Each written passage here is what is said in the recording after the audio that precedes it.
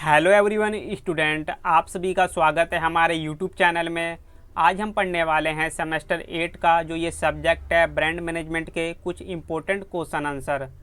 जो ये नोट्स है मैंने क्या है चैप्टर वाइज बना रखे हैं और यहाँ पे आप देख सकते हैं जो इसका सिलेबस है, जो इंडेक्स है यहाँ पे लिखा हुआ है। यूनिट 1 में आप देख सकते हैं लेसन 1 है इंट्रोडक्शन टू ब्रांड मैनेजमेंट। जो लेसन 1 है इसमें क्या है हम ब्रांड के बारे में पढ़ेंगे कि उसका मैनेजमेंट कैसे किया जाता है। और यूनिट 2 आप देख सकते हैं लेसन 2 है ब्रांड पोजीशनिंग। ब्रांड की पोजीशनिंग क्या होती है उसके बारे में हम इसमें रीड आउट करेंगे। यूनिट 3 में आप देख सकते हैं लेसन 3 और 4 है।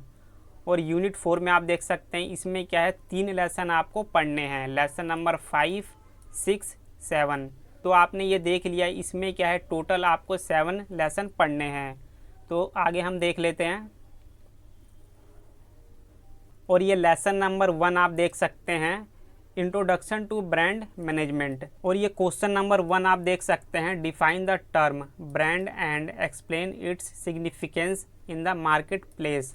तो इसमें क्या है आपको ब्रांड का जो डेफिनेशन है उसको डिफ़ाइन करना है और जो इसका सिग्निफिकेंस है ब्रांड का, यानी जो ब्रांड की इम्पोर्टेंस होती है आपको यहाँ पे बतानी है। तो क्या है आपने ब्रांड के बारे में ज़रूर सुना होगा। जैसे ही आप ब्रांड के बारे में सुनते होंगे तो क्या है सबसे पहले आपके दिमाग में उसका नेम आता होगा, उसका लोगो आता होगा। जैसे आपने क्या है नाइकी का नेम सुना होगा, जस्ट डू इट, ये क्या है एक ब्रांड है। और भी आपने काफ़ी ब्रांड के नेम सुने होंगे, वो कमेंट करके आप मुझे ज़रूर बताना। और काफ़ी क्या है क्लोथ के भी ब्रांड होते हैं, आपको पता होगा, जैसे लिवाइज। और भी काफ़ी ब्रांड होते हैं जीन्स के, कपड़े के। तो ब्रांड का सीधा सा मतलब यही होता है उसका नेम क्या है, उसकी वैल्यू क्या है। और यहाँ पे हम नीचे देख लेते हैं इसका इंट्रोडक्शन, जहाँ पे क्या है इसको डिफ़ाइन किया गया है। तो थोड़ा बहुत क्या है हम ये पढ़ेंगे कि जो ब्रांड है उसका ओरिजिन कहाँ से हुआ है। तो यहाँ पे आप देख सकते हैं the term brand originates from the old Norse word brandr. जो ये ब्रांड नेम है ये क्या है यहाँ से ओरिजिन हुआ है। इसका मतलब मैं आपको बता देता हूँ। जो ये ओल्ड नॉर्स है ये क्या है एक जर्मन लैंग्वेज है, वहाँ पे एक वर्ड होता है जर्मन लैंग्वेज में ब्रांडर। यहाँ से क्या है ये ब्रांड निकला हुआ है। कहाँ से निकला है? यहाँ से। तो यदि आप पे एग्ज़ाम में पूछा जाता है व्हाट इज़ ब्रांड या ब्रांड की मीनिंग बताना है तो क्या है आपको ये लिखना है the term brand originates from the old Norse word brandr. और यहाँ पे ब्रांडर का मतलब क्या होता है? टू बर्न, यानी कोई चीज़ जलाना। और यहाँ पे मैंने आपको ये भी बता दिया ओल्ड नॉर्स का मतलब क्या है, ये एक जर्मन लैंग्वेज है। तो ये आपको पता लग गया। और आगे हम देख लेते हैं। और यहाँ पे क्या है जो भी मैंने येलो कर रखा है वही मैं आपको पढ़ाऊँगा क्योंकि यही इम्पोर्टेंट भी है। यहाँ पे practice of livestock owners marking their animals with a hot iron to identify ownership. पहले के टाइम में क्या होता था, जो भी जानवर हुआ करते थे जैसे गाय भैंस, इन पे क्या है हॉट आयरन से यानी लोहे की छड़ से क्या है उन पे मार्क कर दिया जाता था, यानी क्या है उन पे एक आकार बना दिया जाता था ताकि क्या है जो मालिक है जानवरों को आइडेंटिफाई कर सके। आज के टाइम में भी आपने देखा होगा जो गली में गाय घूमती रहती है उन पे क्या है आयरन से एक मार्क बना दिया जाता है ताकि क्या है गाय को ईजिली आइडेंटिफाई कर सके। तो उनका मानना ये था कि ये क्या है एक ब्रांड है किसी भी चीज़ को आइडेंटिफाई करने का। तो ये आपको पता लग गया, ठीक है। और आगे देख लेते हैं। According to the American Marketing Association a brand is a name term design symbol.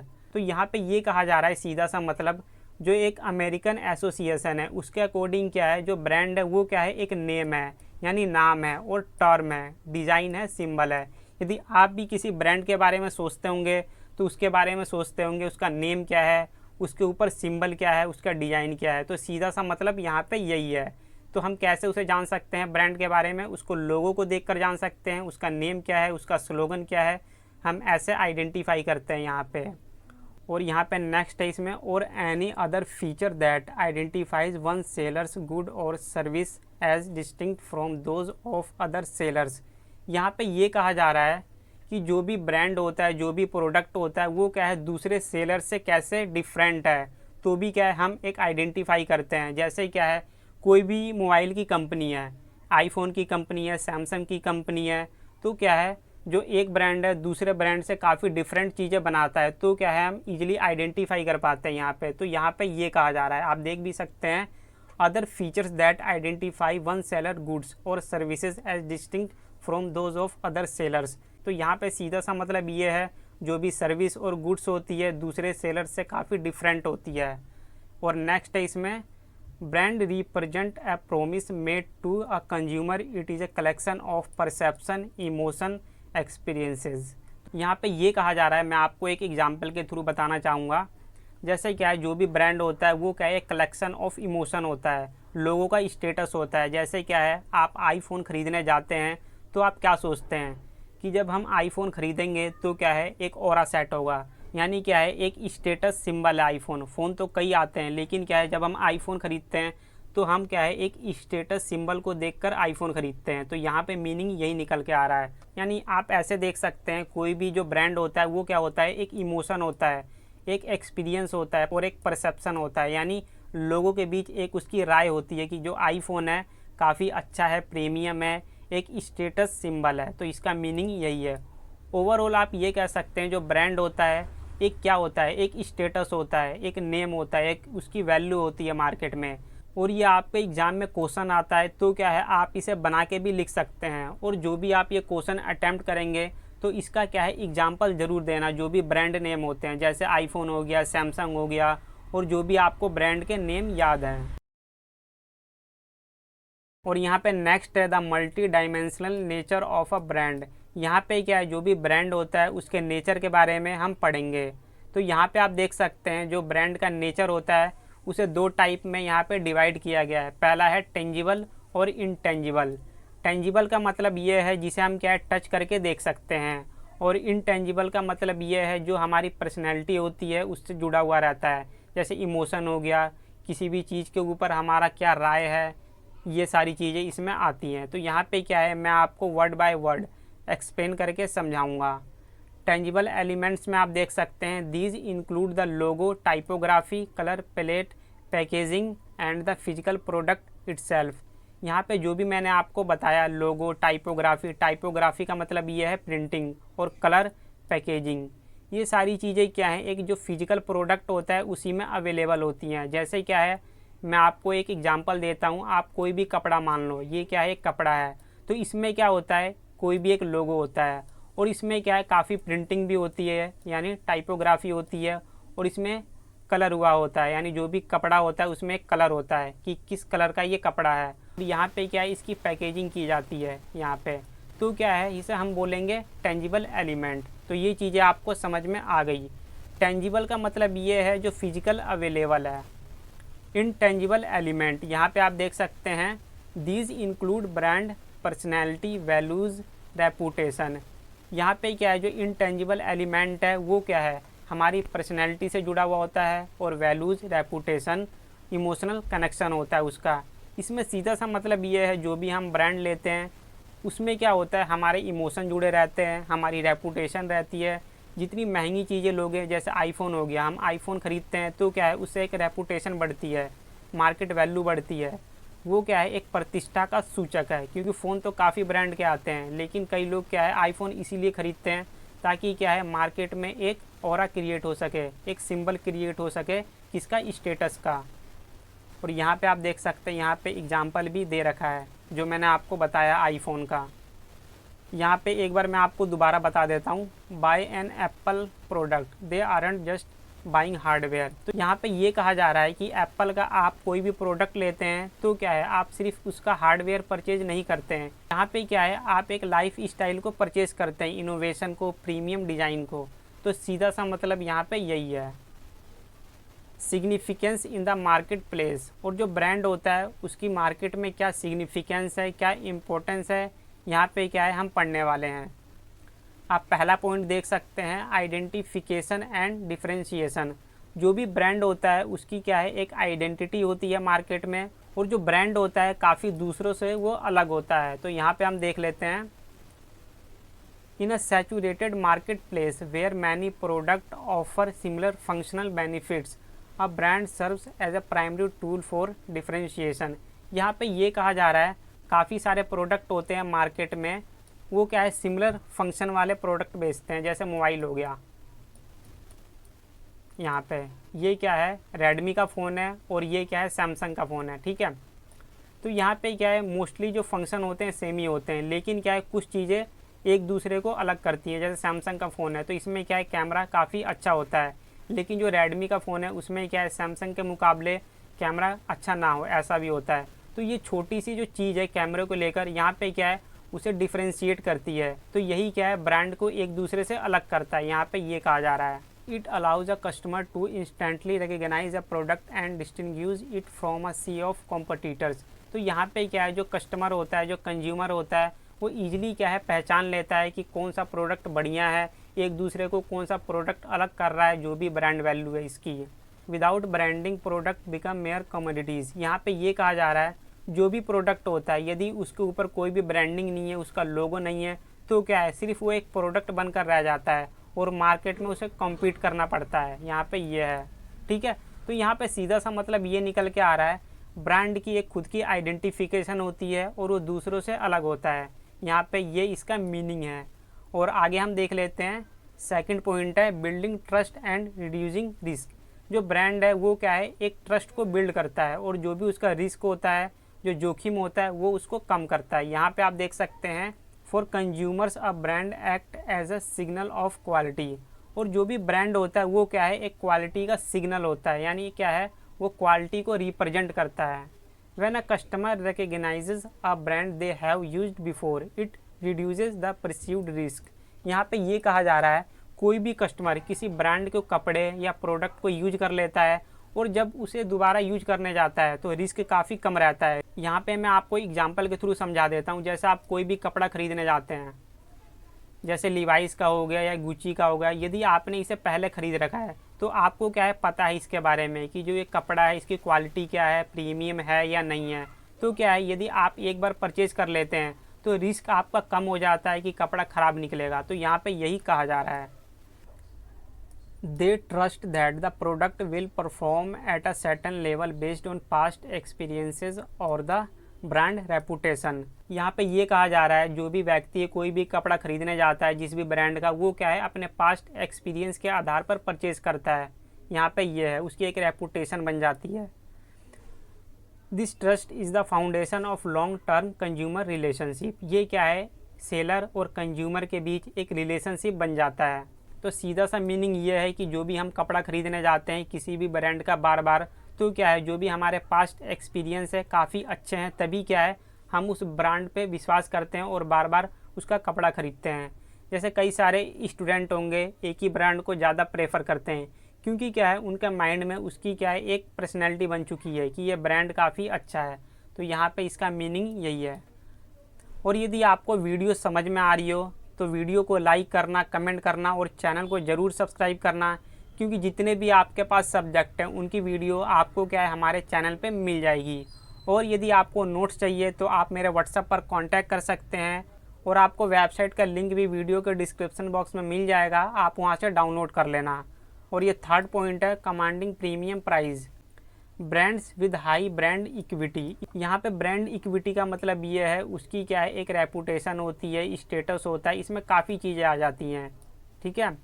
Can charge significantly more than their unbranded or generic counterparts. यहाँ पे ये कहा जा रहा है जो भी ब्रांड के प्रोडक्ट होते हैं और दूसरा क्या है कोई अनब्रांड प्रोडक्ट है। जैसे मैं आपको एक एग्जांपल देता हूँ, एक कपड़ा है ये क्या है लीवाइस का है और दूसरा क्या है ये भी सेम ही कपड़ा है। जैसे ये भी शर्ट है, ये भी शर्ट है, इसमें क्या है कोई ब्रांड का नाम नहीं लिखा हुआ है और इसमें क्या है ब्रांड का नेम लिखा हुआ है और लोगो लगा हुआ है।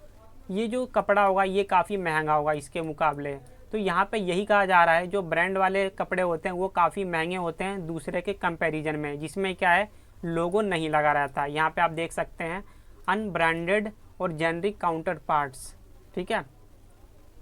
और यहाँ पे देख लेते हैं consumers are often willing to pay a brand premium because of the status, reliability और emotional satisfaction associated with the name. यहाँ पे ये कहा जा रहा है जो भी कस्टमर होता है वो अपने स्टेटस को मेंटेन करने के लिए जो उसकी रिलायबिलिटी है और जो इमोशन होते हैं उसको तवज्जो देता है, इसीलिए क्या है वो प्रोडक्ट को ख़रीदता है। जैसे कुछ लोग आपने देखे होंगे मार्केट में ऐसे भी होते हैं प्रोडक्ट कितना भी महंगा हो लेकिन क्या है वो एक स्टेटस के लिए उस प्रोडक्ट को ख़रीदते हैं। जैसे आईफोन आप देख सकते हैं, जब भी लॉन्च होता है तो शोरूम के बाहर लाइनें लग जाती है। किस लिए? क्योंकि क्या है, आईफोन को एक स्टेटस का सिंबल माना जाता है यहाँ पे। तो इसका मतलब यही निकल रहा है कि कुछ लोग क्या है, अपने स्टेटस के लिए महंगी चीज़ें भी खरीदना प्रेफर करते हैं। और ये आप देख सकते हैं, काफ़ी बढ़िया एग्जाम्पल है, याद रखना। A plain white T shirt cost a few dollar but adding a Supreme और Gucci logo can increase that price by hundreds of dollars. यहाँ पे ये कहा जा रहा है, जो भी प्लेन शर्ट होती है जिसमें क्या है, ब्रांड का नेम ना लोगो होता है, तो वो क्या है, काफ़ी सस्ती है, फ्यू डॉलर की है। यदि क्या है, उसी शर्ट में गुची का लोगो आ जाता है, नेम आ जाता है, तो क्या है, वो हंड्रेड ऑफ डॉलर्स की हो जाती है। तो यहाँ पे मीनिंग यही निकल के आ रहा है, ओवरऑल जो भी ब्रांड की चीज़ें होती हैं वो काफ़ी महंगी होती है अनब्रांडेड के मुकाबले। तो आई होप ये आपको पॉइंट क्लियर हो गया होगा। और फोर्थ है लीगल प्रोटेक्शन। लीगल प्रोटेक्शन में क्या होता है, जो भी ब्रांड होते हैं वो क्या है, एक ट्रेडमार्क होते हैं।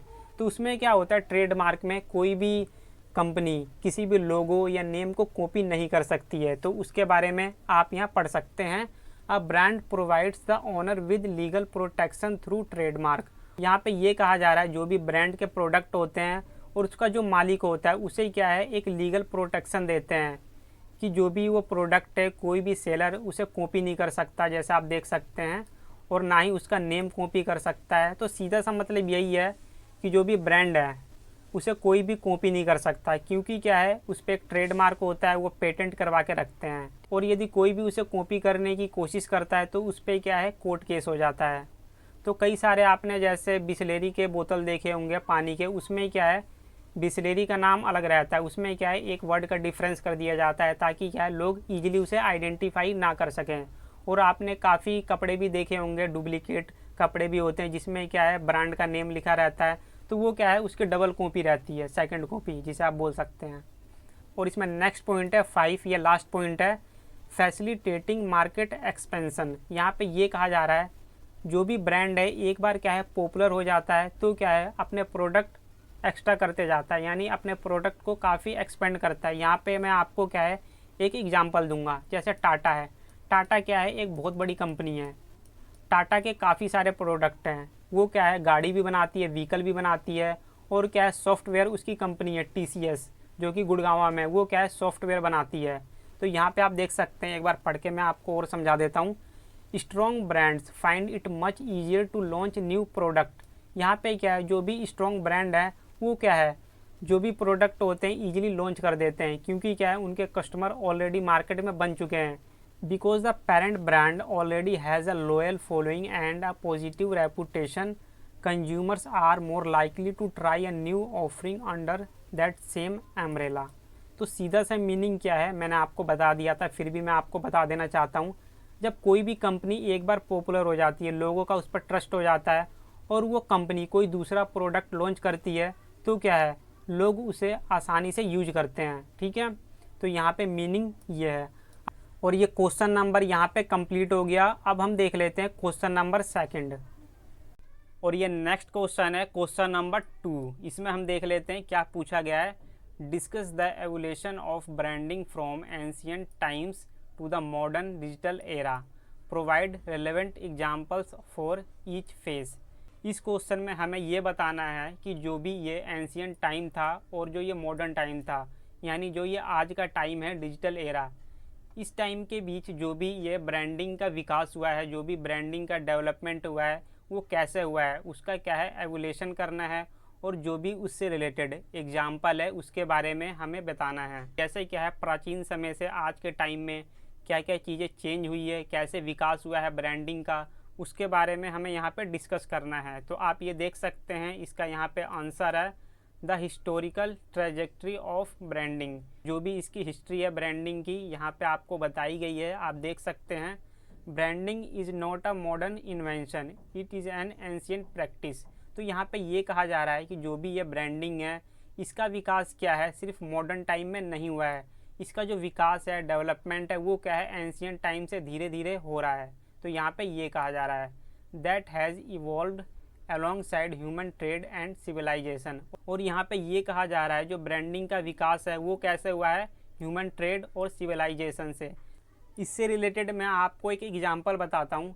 पहले के टाइम में क्या होता था, एंशियंट टाइम में जो भी सिविलाइजेशन होता था तो वहाँ के जो लोग हुआ करते थे, जब वो मटका बनाया करते थे या कोई भी मिट्टी के बर्तन बनाया करते थे तो उस पर क्या है एक मार्क लगा दिया करते थे। तो इससे क्या होता था, जो भी वो मटका है एक जगह से दूसरे जगह तक भेजा जाता था, तो इससे क्या होता था जहाँ पे वो मटका पहुँचा है तो वहाँ के लोग आइडेंटिटी कर पाते थे कि ये जो मटका है किन लोगों ने बनाया है। तो इसे हम क्या कह सकते हैं, ये ब्रांडिंग का एक तरीका था उनका।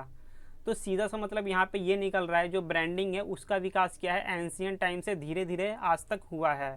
यहाँ पे ये कहा जा रहा है इन लाइन के बीच, the journey from physical marks on clay pots to digital algorithm on social media highlights how the relationship between sellers and buyers has transformed.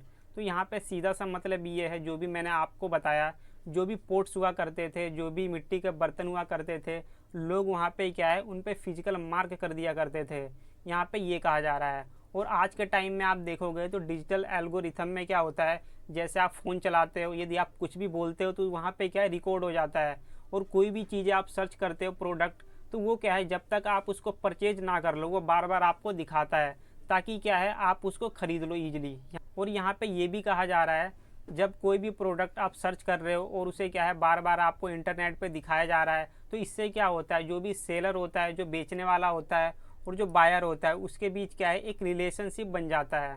और ये अपना फर्स्ट पॉइंट है इसका, the ancient era identification and ownership. तो यहाँ पे ये कहा जा रहा है जो भी प्राचीन समय था यानी एंशियंट एरा था, जो युग था, उसमें क्या है आइडेंटिफिकेशन और ओनरशिप के बारे में कैसे बताया गया है उसके बारे में हमें पढ़ना है यहाँ पे। In ancient civilisation like Egypt, Greece and Rome, branding was purely functional. यहाँ पे आप देख सकते हैं जो भी एंशियंट सिविलाइजेशन थी अपनी इजिप्ट, ग्रीस एंड रोम, वहाँ पे क्या है जो भी ब्रांडिंग है वो क्या है पूरी तरह फंक्शनल थी। यानी क्या है वहाँ ब्रांडिंग का यूज किया जाता था। कौन से प्लेसेस पे आप देख सकते हैं, Egypt, Greece and Rome. Practice आप देख सकते हैं, potters mark the bottom of their ceramics with unique symbols to identify the maker. यहाँ पे ये कहा जा रहा है जो भी पोटर्स हुआ करते थे, जो भी ये मटके बनाए करते थे, वो क्या है जो सेरेमिक्स होते हैं, जो भी बर्तन हुआ करते हैं मिट्टी के, उनके बॉटम में क्या है एक यूनिक सिंबल का यूज किया करते थे, ताकि क्या है जो भी मेकर है, बनाने वाले हैं, उनके बारे में जाना जा सके। जैसे मैं आपको एक एग्जांपल दूंगा यहाँ पे, जैसे ये मटका है, यहाँ पे कोई एक पर्सन है ए, ये क्या है जब ये इस मटके को बनाता है तो क्या है इसके नीचे कुछ सिंबल क्रिएट करता है, ताकि क्या है जब इस मटके को दूसरी जगह भेजा जाए बी के पास, तो बी वाला ये जान सके कि जो ये सिंबल है किसने बनाया है। तो यहाँ पे ये कहा जा रहा है, okay, this was a way to guarantee quality and origin. तो यहाँ पे ये कहा जा रहा है जो भी ये सिंबल हुआ करते थे यूनिक, ये क्या थे, क्वालिटी और ओरिजिन का क्या थे, एक प्रतीक थे। उनको गारंटी दी जाती थी कि जो भी ये यूनिक सिंबल लगाया गया है ये किसका प्रतीक है, क्वालिटी और ओरिजिन का। यहाँ पे एग्जाम्पल आप देख सकते हैं, ancient Roman brick makers stamped their bricks with their names to denote production source. इसमें ये कहा जा रहा है जो भी रोमन लोग हुआ करते थे एंशियंट टाइम में, जहाँ पे क्या है ईंट बनाई जाती थी, वो लोग क्या करते थे जो भी वो ईंट बनाया करते थे उसमें क्या है अपना नाम लिख दिया करते थे, ताकि क्या है वो डिनोट कर सके कि ये किस ब्रांड का है। तो यहाँ पे ये कहा जा रहा है, आप देख सकते हैं डिनोट प्रोडक्शन सोर्स। और यहाँ पे ये भी कहा जा रहा है कि उनका प्रोडक्शन का सोर्स क्या था, ये किससे पता लगता था, जो भी वो नेम डिनोट यहाँ पे किया करते थे, यानी जो भी वो ब्रिक्स बना रहे हैं वहाँ पे क्या है नाम लिख दिया करते थे, ताकि क्या है जो भी प्रोडक्शन का सोर्स है उसे आइडेंटिफाई किया जा सके। और यहाँ पे ये भी कहा जा रहा है जो मर्चेंट थे, जो क्या है शराब बेचा करते थे, वो क्या है जो भी उनके बॉक्स हुआ करते थे उन पे भी वो एक मार्क लगा दिया करते थे, ताकि क्या है ईजिली क्या है आइडेंटिफाई किया जा सके कि ये कहाँ से बना है, किसने बनाया है। तो ये सारी चीज़ें हैं। और यहाँ पे मैं आपको एक और बात बताऊँगा, जो भी ये सिंबल का यूज कर रहे हैं किसी भी चीज़ पर लगाने के लिए, इससे क्या होता है जब हम अपनी ब्रांड वैल्यू को बनाना चाहते हैं मार्केट में, तो क्या है हम एक लोगो का यूज करते हैं, नेम का यूज करते हैं, ताकि क्या है हमारी जो बात है लोगों तक पहुंच सके कि ये हमारा ब्रांड है। जैसे आज के टाइम में आपने देखा होगा कोई भी आप प्रोडक्ट खरीदते हो तो उस पर क्या है उनका लोगो लगा रहता है। इससे क्या होता है हम इजीली पहचान पाते हैं कि जो ये कपड़ा है इस ब्रांड का बना हुआ है। तो ये चीज़ें आपको क्लियर हो गई होंगी द एंशियंट एरा के बारे में। और अपना नेक्स्ट पॉइंट है the industrial revolution, mass production and packaging. इसमें क्या है, जो भी इंडस्ट्रियल रेवोल्यूशन है उसके बारे में आपको पढ़ना है, औद्योगिक क्रांति, और उस समय क्या है जो भी मास प्रोडक्शन हुआ करता था, यानी जो बल्क में प्रोडक्शन हुआ करता था, और उसकी पैकेजिंग कैसे की जाती थी, जो प्रोडक्ट थे उसके बारे में यहाँ आपको पढ़ना है। तो हम देख लेते हैं। The late 18th and 19th centuries changed everything. Mass production meant products were no longer sold in bulk out of local barrels. They were packaged and shipped over long distance. यहाँ पे क्या कहा जा रहा है, 18th एंड 19th सेंचुरी में आते आते क्या है, जो भी ब्रांडिंग का तरीका था वो क्या है काफ़ी चेंज हो चुका था। तो यहाँ पे ये कहा जा रहा है, पहले के टाइम में क्या हुआ करता था, एक ना बैरल हुआ करते थे लकड़ी के। इसमें क्या है जो भी प्रोडक्ट थे इसे भर करके एक जगह से दूसरे जगह तक लेके जाया करता था। लेकिन क्या है इस टाइम के ड्यूरेशन के बीच क्या है ये चीज़ें बंद हो चुकी थी। उस समय क्या हुआ कि जो भी प्रोडक्ट हुआ करते थे उनको क्या है पैकेजिंग करके और क्या है उसको शिप से क्या है एक जगह से दूसरे जगह तक भेजा जाता था। ये क्या थी, एक ब्रांडिंग का तरीका था, यहाँ पे ये कहा जा रहा है। और इसमें नेक्स्ट पॉइंट है to win the trust of distant customers who didn't know the manufacturer personally, companies began using consistent logos and slogans. तो यहाँ पे ये कहा जा रहा है कि जो भी कोई व्यक्ति था या कंपनी थी, जब वो प्रोडक्ट पे अपना नाम या कोई भी लोगो यूज नहीं करती थी तो इससे क्या होता था, मैन्युफैक्चरर के बारे में कुछ भी पता नहीं लगता था लोगों को कि ये जो प्रोडक्ट है किसने बनाया। तो फिर जो मैन्युफैक्चरर था उसने ये सोचा कि जो भी हम प्रोडक्ट बना रहे हैं उसमें क्या है हम लोगों का यूज करें और जो भी स्लोगन होता है उसका यूज करें। तो इससे क्या होगा, जो भी हम प्रोडक्ट एक जगह से दूसरे जगह भेज रहे हैं तो यहाँ के जो लोग हैं उस प्रोडक्ट को यूज करते हैं, तो इससे क्या होगा उनकी ब्रांड के बारे में जान पाएंगे और जो भी कंपनी है उसके बारे में जान पाएंगे। इसीलिए क्या है जो मैन्युफैक्चरर था उसने क्या है लोगो और स्लोगन का यूज किया। ठीक है, this era so the birth of trademark law. और इस टाइम में क्या है एक चीज़ का जन्म हुआ जिसका नाम था ट्रेडमार्क। ट्रेडमार्क का मतलब ये होता है जो भी कंपनी होती है और जो भी उसके प्रोडक्ट होते हैं, ब्रांड होते हैं, वो क्या है एक ट्रेडमार्क की तरह काम करते हैं, यानी उसकी एक वैल्यू बन जाती है मार्केट में। फिर क्या है उसको कोई भी व्यक्ति कॉपी नहीं कर सकता, ना चुरा सकता है, इसीलिए हम कहते हैं ट्रेडमार्क। ठीक है, ट्रेडमार्क का मतलब सीधा से ये है कि उसकी एक ब्रांड बन गया है मार्केट में। और यहाँ पे आप देख सकते हैं इसका एग्जाम्पल है, brands like Campbell soup and Quaker oats emerge during this time.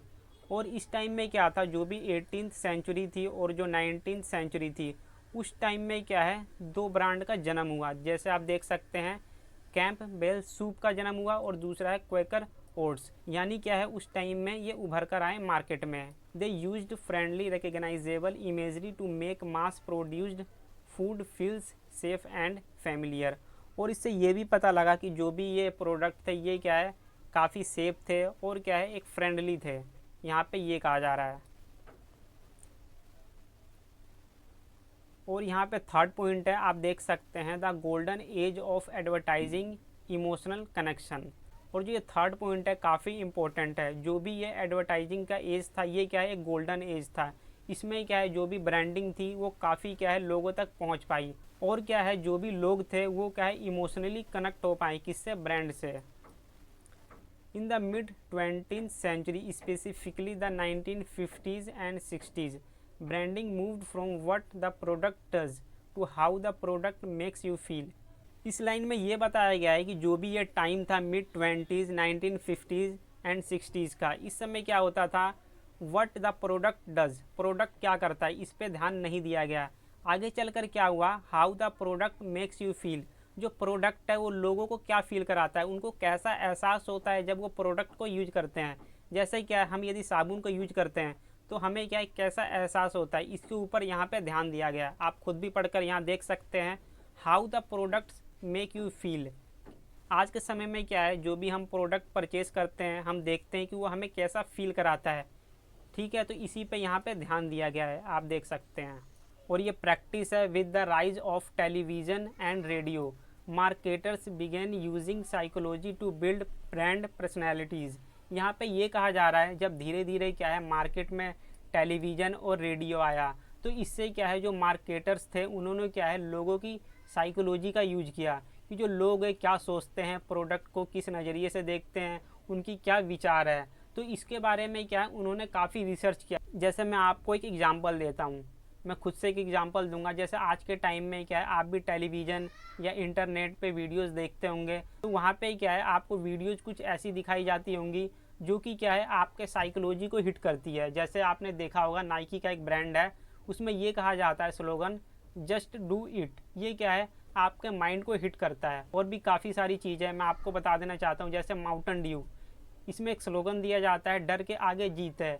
ये क्या है, ये आपको माइंड को हिट करता है। और भी काफ़ी सारी चीज़ें आप खुद भी सोच के देख सकते हैं। ये सारी चीज़ें क्या है, जो भी मैंने आपको स्लोगन बताया, ये क्या है, आपके साइकोलॉजी को हिट करती हैं। यहाँ पे ये बताया जा रहा है। और यहाँ देख सकते हैं, branding became about status, life style and aspiration. और यहाँ पे क्या है, जो ये ब्रांड है, ये क्या है, लोगों का एक स्टेटस सिंबल बन गए, उनका लाइफ स्टाइल बन गया, और जो भी उनका एस्पिरेशन है। और आप खुद भी सोच सकते हैं, जो भी आप कपड़े या कोई भी बड़ी चीज़ खरीदते हैं, तो आप क्या है, एक स्टेटस सिंबल के रूप में उसको खरीदते हैं कि इससे क्या है, हमारा स्टेटस थोड़ा ऊंचा हो जाएगा समाज में। तो यहाँ पे ये भी कहा जा रहा है। ओके, यहाँ पे एग्जांपल आप देख सकते हैं, वोल्क्सवैगन, थिंक स्मॉल। जो ये गाड़ी का ब्रांड है, इसका एक स्लोगन है, थिंक स्मॉल। इसके बारे में आपने सुना होगा। और इसमें दूसरा ब्रांड है, Marlboro man, did not just sell product, they sold an identity and a way of life. ये फॉरेन ब्रांड है। इसमें क्या है, ये लोग ये बोल रहे हैं कि हम सिर्फ एक प्रोडक्ट नहीं बेच रहे हैं, हम क्या है, लोगों को आइडेंटिटी बेच रहे हैं, और उनके जीने का जो तरीका है उसके बारे में हम बता रहे हैं, उसको बेच रहे हैं। यहाँ पे ये कहा जा रहा है। और यहाँ पे 4 पॉइंट है, the information age, brand value and strategy. यहाँ पे ये है, जो भी इंफॉर्मेशन एज है, यानी जो सूचना का युग है, उसके बारे में बताया जा रहा है कि उस समय ब्रांड वैल्यू क्या थी, और जो भी उसकी रणनीति थी, स्ट्रेटजी, वो क्या है। In the 1980s and 90s the concept of brand equity. Brand equity का मतलब क्या होता है, मार्केट में उसकी ब्रांड वैल्यू क्या है, उसे लोग कितना जानते हैं, ब्रांड की इमेज क्या है, कैसे लोयल है वो लोगों के बीच, कैसा क्वालिटी है। तो ये सारी चीज़ें क्या है, ब्रांड इक्विटी में आती हैं। Took centre stage, corporations realise that the brand name itself was worth billions of dollars, often more than the physical factories. और जो ये पैराग्राफ दिया गया है, इसको क्या है, मैं आपको एक एग्जांपल के थ्रू समझाता हूँ। आज के टाइम में आपने देखा होगा, जो कई बड़े बड़े ब्रांड है, वो क्या है, काफ़ी वैल्यूएबल बन गए हैं, यानी काफ़ी उनकी नेटवर्थ हो गई है। जैसे ही क्या है, आप कोई भी पूमा का ब्रांड ले सकते हैं, इसका जो ऐड है कौन करता है, विराट कोहली। तो इसकी नेटवर्थ क्या है, काफ़ी ज़्यादा हो गई है, जो भी इसका प्रोडक्ट है इससे ज़्यादा हो गई है। तो कई बार क्या होता है, जो ये ब्रांड है, कई बार खुद को बेच भी देते हैं दूसरे कंपनीज़ को। तो ऐसा भी देखा गया है, आज के टाइम में ये बेसिकली होता है। ठीक है, और इसे आप क्या है, एक बार पढ़ के भी देख सकते हैं। Corporations realised that the brand name itself was worth billion of dollars. तो यहाँ पे ये कहा जा रहा है, जो भी कंपनियां हैं, बड़ी बड़ी कॉरपोरेशंस है, उन्होंने खुद को ये रियलाइज़ किया कि जो भी कंपनी है, जो भी ब्रांड है, उनकी जो वैल्यू है काफ़ी बिलियंस ऑफ डॉलर्स हो गई है, offer more than the physical factories. तो यहाँ पे सीधी सी बात ये निकल के आ रही है कि जो भी उनकी फैक्ट्री है, उनसे बड़ी वैल्यू किसकी हो गई है, जो भी उनकी ब्रांड है। कितनी वैल्यू हो गई है यहाँ पे, बिलियंस ऑफ डॉलर्स। तो मैंने आपको यहाँ पे ये समझाने की कोशिश किया है कि जो भी ब्रांड है, प्रोडक्ट से वैल्यू उसकी ज़्यादा हो गई है। तो यहाँ आप ये समझ गए होंगे। और ये प्रैक्टिस आप देख सकते हैं, this era focused on global consistency, brands like Coca Cola and McDonald's. तो यहाँ पे ये कहा जा रहा है कि जो ये दोनों ब्रांड है, कोका कोला एंड मैकडोनाल्ड, ये क्या है, ये पूरे ग्लोबल लेवल पे फैली हुई हैं। इनका जो फोकस है, ये क्या है, पूरे ग्लोबल लेवल पे है। यहाँ पे आप देख सकते हैं। और यहाँ पे एक और बात कही जा रही है, जो ये कोका कोला है और मैकडोनाल्ड है, ये क्या है, इनका जो अनुभव है, एक्सपीरियंस है, आप क्या है, न्यू दिल्ली और न्यूयॉर्क में भी बैठे बैठे उठा सकते हैं। और जो ये कंपनियां हैं, पूरे वर्ल्ड लेवल पे, इंटरनेशनल लेवल पे फैली हुई हैं। सीधा सा मतलब यही है कि जो भी इनका ब्रांड है, ये पूरे वर्ल्ड लेवल पे काम करता है। आपने क्या है, जो मैकडोनाल्ड है और जो कोका कोला है, वो क्या है, दिल्ली या पूरे जहाँ भी आप इंडिया में रहते हैं, तो इनका स्वाद आपने ज़रूर चखा होगा। ये क्या है, दूसरे देश की कंपनीज़ है। और ये नेक्स्ट पॉइंट है 5, the modern digital era, engagement and को क्रिएशन। तो यहाँ पे आपको मैं बता देना चाहता हूँ, जैसे कि आपने नेटफ्लिक्स, OTT यूज किया होगा, तो यहाँ पे क्या है, इसी के बारे में आपको बताया गया है। तो हम देख लेते हैं। Today branding is a two way conversation, it is no longer a monologue where the company speaks and the consumer listens. तो यहाँ पे ये कहा जा रहा है कि जो ब्रांडिंग है वो दो तरीके से होती है, उसमें क्या है, दो लोग बात करते हैं, टू वे कन्वर्सेशन होता है। और यहाँ पे ये कहा जा रहा है कि पहले के टाइम में क्या होता था, जो भी एडवर्टाइजिंग करते थे तो उस समय क्या होता था कि जो एक व्यक्ति था यानी जो सेलर था वो बोलता था और जो कस्टमर था यानी जो कंज्यूमर था वो सुनता था। तो आज के टाइम में क्या है, ये सारी चीज़ें ख़त्म हो गई हैं।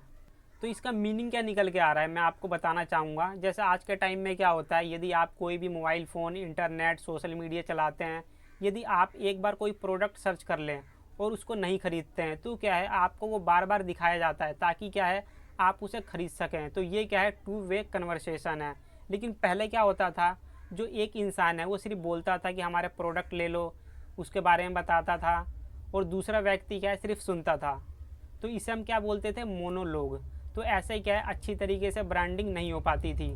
लेकिन आज के समय में क्या है, टू वे कन्वर्सेशन है, जिसमें क्या है, जो भी व्यक्ति है, जो भी प्रोडक्ट यूट्यूब पे या गूगल या अमेजन पे सर्च करता है और वो नहीं ख़रीदता है, जब तक उसे क्या है बार बार दिखाया जाता है ताकि क्या है वो ख़रीद ले। तो यहाँ पे ये मीनिंग है इसका। और ये आप देख सकते हैं, practice through social media AI यानी artificial intelligence and big data brands can personalise experience. और जो ये सोशल मीडिया है ये क्या करता है, जो भी आपका डाटा होता है वो उठाता है। डाटा के ज़रिए ये लोग क्या करते हैं कि जो भी आप ब्रांड को सर्च करते हैं वो उसे बार बार दिखाते हैं ताकि आप ख़रीद लें। यहाँ पे ये है, ये कैसे होता है, जो भी हम ऐप या कुछ भी चीज़ें सर्च करते हैं तो वो क्या है, डाटा उनके पास चला जाता है, ये आप देख सकते हैं। कंज्यूमर्स नाउ को create the brand by providing feedback, sharing content and demanding social responsibilities. और यहाँ पे ये भी कहा जा रहा है, ब्रांड के बारे में आप भी क्या है, फीडबैक देते हैं और कंटेंट शेयर करते हैं और जो भी आपकी डिमांड है वो आप रखते हैं। तो इससे क्या है, काफ़ी चीज़ें पता लग जाती है कंपनी को कि आपको क्या चीज़ें पसंद है, कौन से प्रोडक्ट आपको पसंद है। तो क्या है, जो भी सेलर है उसे काफ़ी हद तक ईजी हो जाता है कि आपको क्या चीज़ें पसंद है, तो वो चीज़ें आपको बार बार यहाँ पे दिखाई जाती हैं। यहाँ पे आप एग्जांपल देख सकते हैं, Netflix uses algorithm to brand itself as a personal entertainer for every individual. वो जो नेटफ्लिक्स है आपने देखा होगा, इसमें क्या है, यदि आप एक कंटेंट बार बार देखते हैं, जैसे क्या है, आपको वेब सीरीज पसंद है, आप उसे ज़्यादा वॉच करते हैं, तो आपको क्या है, कई सारी वेब सीरीज आपको दिखाई जाती है ताकि क्या है, आप उसे देखें। और यदि आपको फिल्म पसंद है, मूवीज़ पसंद है एक अलग जोनर की, तो आपको क्या है, उस जोनर की बार बार मूवीज़ दिखाई जाएंगी जो भी आपके प्लेलिस्ट होगा, ताकि क्या है, आप उस पर क्लिक करें और वॉच करें। तो यहाँ पे ये कहा जा रहा है नेटफ्लिक्स के द्वारा। ये सब कैसे होता है, इनका क्या है, एक एल्गोरिदम होता है, यहाँ पे बताया गया है, आप देख सकते हैं। एल्गोरिदम से यहाँ पे ये होता है कि ये पहचान पाते हैं कि पर्सनली व्यक्ति को क्या चीज़ें पसंद है, तो फिर क्या है, उसे बार बार वही चीज़ें दिखाई जाती हैं। और ये नेक्स्ट ब्रांड है, while brands like Patagonia use digital platforms to lead social and environmental movements, making the brand a symbol of activism. यहाँ पे ये कहा जा रहा है, जो ये दूसरा ब्रांड है पैटागोनिया, ये क्या है, डिजिटल प्लेटफॉर्म का कैसे यूज करता है, सोशल को लीड करने के लिए यानी समाज में वैल्यू बनाने के लिए और इन्वायरमेंटल मूवमेंट के लिए। और इससे क्या होता है, जो भी ब्रांड का सिंबल है वो एक एक्टिविज्म के रूप में जाना जाता है। और यहाँ पे अपना क्या सेकंड क्वेश्चन कंप्लीट हो गया है और ये नेक्स्ट क्वेश्चन है, इसे हम पढ़ेंगे। और ये नेक्स्ट क्वेश्चन है इसका, question number 3, What is brand identity and how does it contribute to the success of a brand? Illustrate with examples. इसमें क्या है, आपको ब्रांड की आइडेंटिटी बतानी है कि वो क्या होती है ब्रांड की आइडेंटिटी, और क्या है ये कैसे कंट्रीब्यूट करती है ब्रांड को क्या है सक्सेस दिलाने में। तो इसमें आपको ये बताना है, और क्या है इसका जो भी एग्जाम्पल है इससे रिलेटेड वो आपको देना है। यहाँ पे ये आंसर स्टार्ट करने से क्या है, पहले मैं आपको ये बता देता हूँ ब्रांड आइडेंटिटी क्या होती है। जैसे क्या है, ये एक कंपनी है जिसका नाम है नाइकी, ठीक है। इसका जो स्लोगन है जस्ट डू इट। ये जो कंपनी है जब ये मार्केट में जाती है तो लोगों के बीच इसकी वैल्यू क्या है, लोग इसके बारे में क्या सोचते हैं, जो ये ब्रांड है क्या इमेज रखता है लोगों के बीच, इसे हम बोलते हैं ब्रांड आइडेंटिटी। जैसे कोई भी प्रोडक्ट है या कोई भी ब्रांड है तो लोगों के बीच में उसकी क्या वैल्यू है, लोग उसको किस तरीके से देखते हैं, उसकी क्वालिटी क्या है और वो किस तरीके से खुद को प्रेजेंट करती है, इसे हम बोलते हैं ब्रांड आइडेंटिटी। तो ये आप समझ गए होंगे, फिर भी एक बार मैं थोड़ा इसे एक्सप्लेन कर देता हूँ यहाँ पे। और यहाँ पे आप देख सकते हैं brand identity is the collection of all elements that a company creates to portray the right image to its consumer. तो यहाँ पे ये मीनिंग निकल रहा है, जो भी ब्रांड होता है उसकी क्या है, एक आइडेंटिटी होती है कंज्यूमर के बीच में। यहाँ पे आप देख सकते हैं जो भी वो इमेज को पोर्ट्रे करती है, जो भी ब्रांड होती है लोगों के बीच, तो उसकी क्या है, एक आइडेंटिटी बन जाती है यहाँ पे। तो उसे हम बोलते हैं ब्रांड आइडेंटिटी। जैसे कोई भी आप ब्रांड ले सकते हो, जैसे कोई कोका कोला है, इसकी क्या है, लोगों के बीच एक आइडेंटिटी है, तो इसे हम क्या बोलेंगे, ब्रांड आइडेंटिटी। और यहाँ पे एक लाइन है काफ़ी इंपॉर्टेंट, आप देख सकते हैं, it is the visual and sensory representation of the brand soul including its values, mission and personality. और जो ब्रांड आइडेंटिटी होती है, इनके क्या होती हैं, वैल्यूज़, मिशन और रिस्पॉन्सिबिलिटी होती है। तो ये चीज़ आपको समझ में आ गई होगी।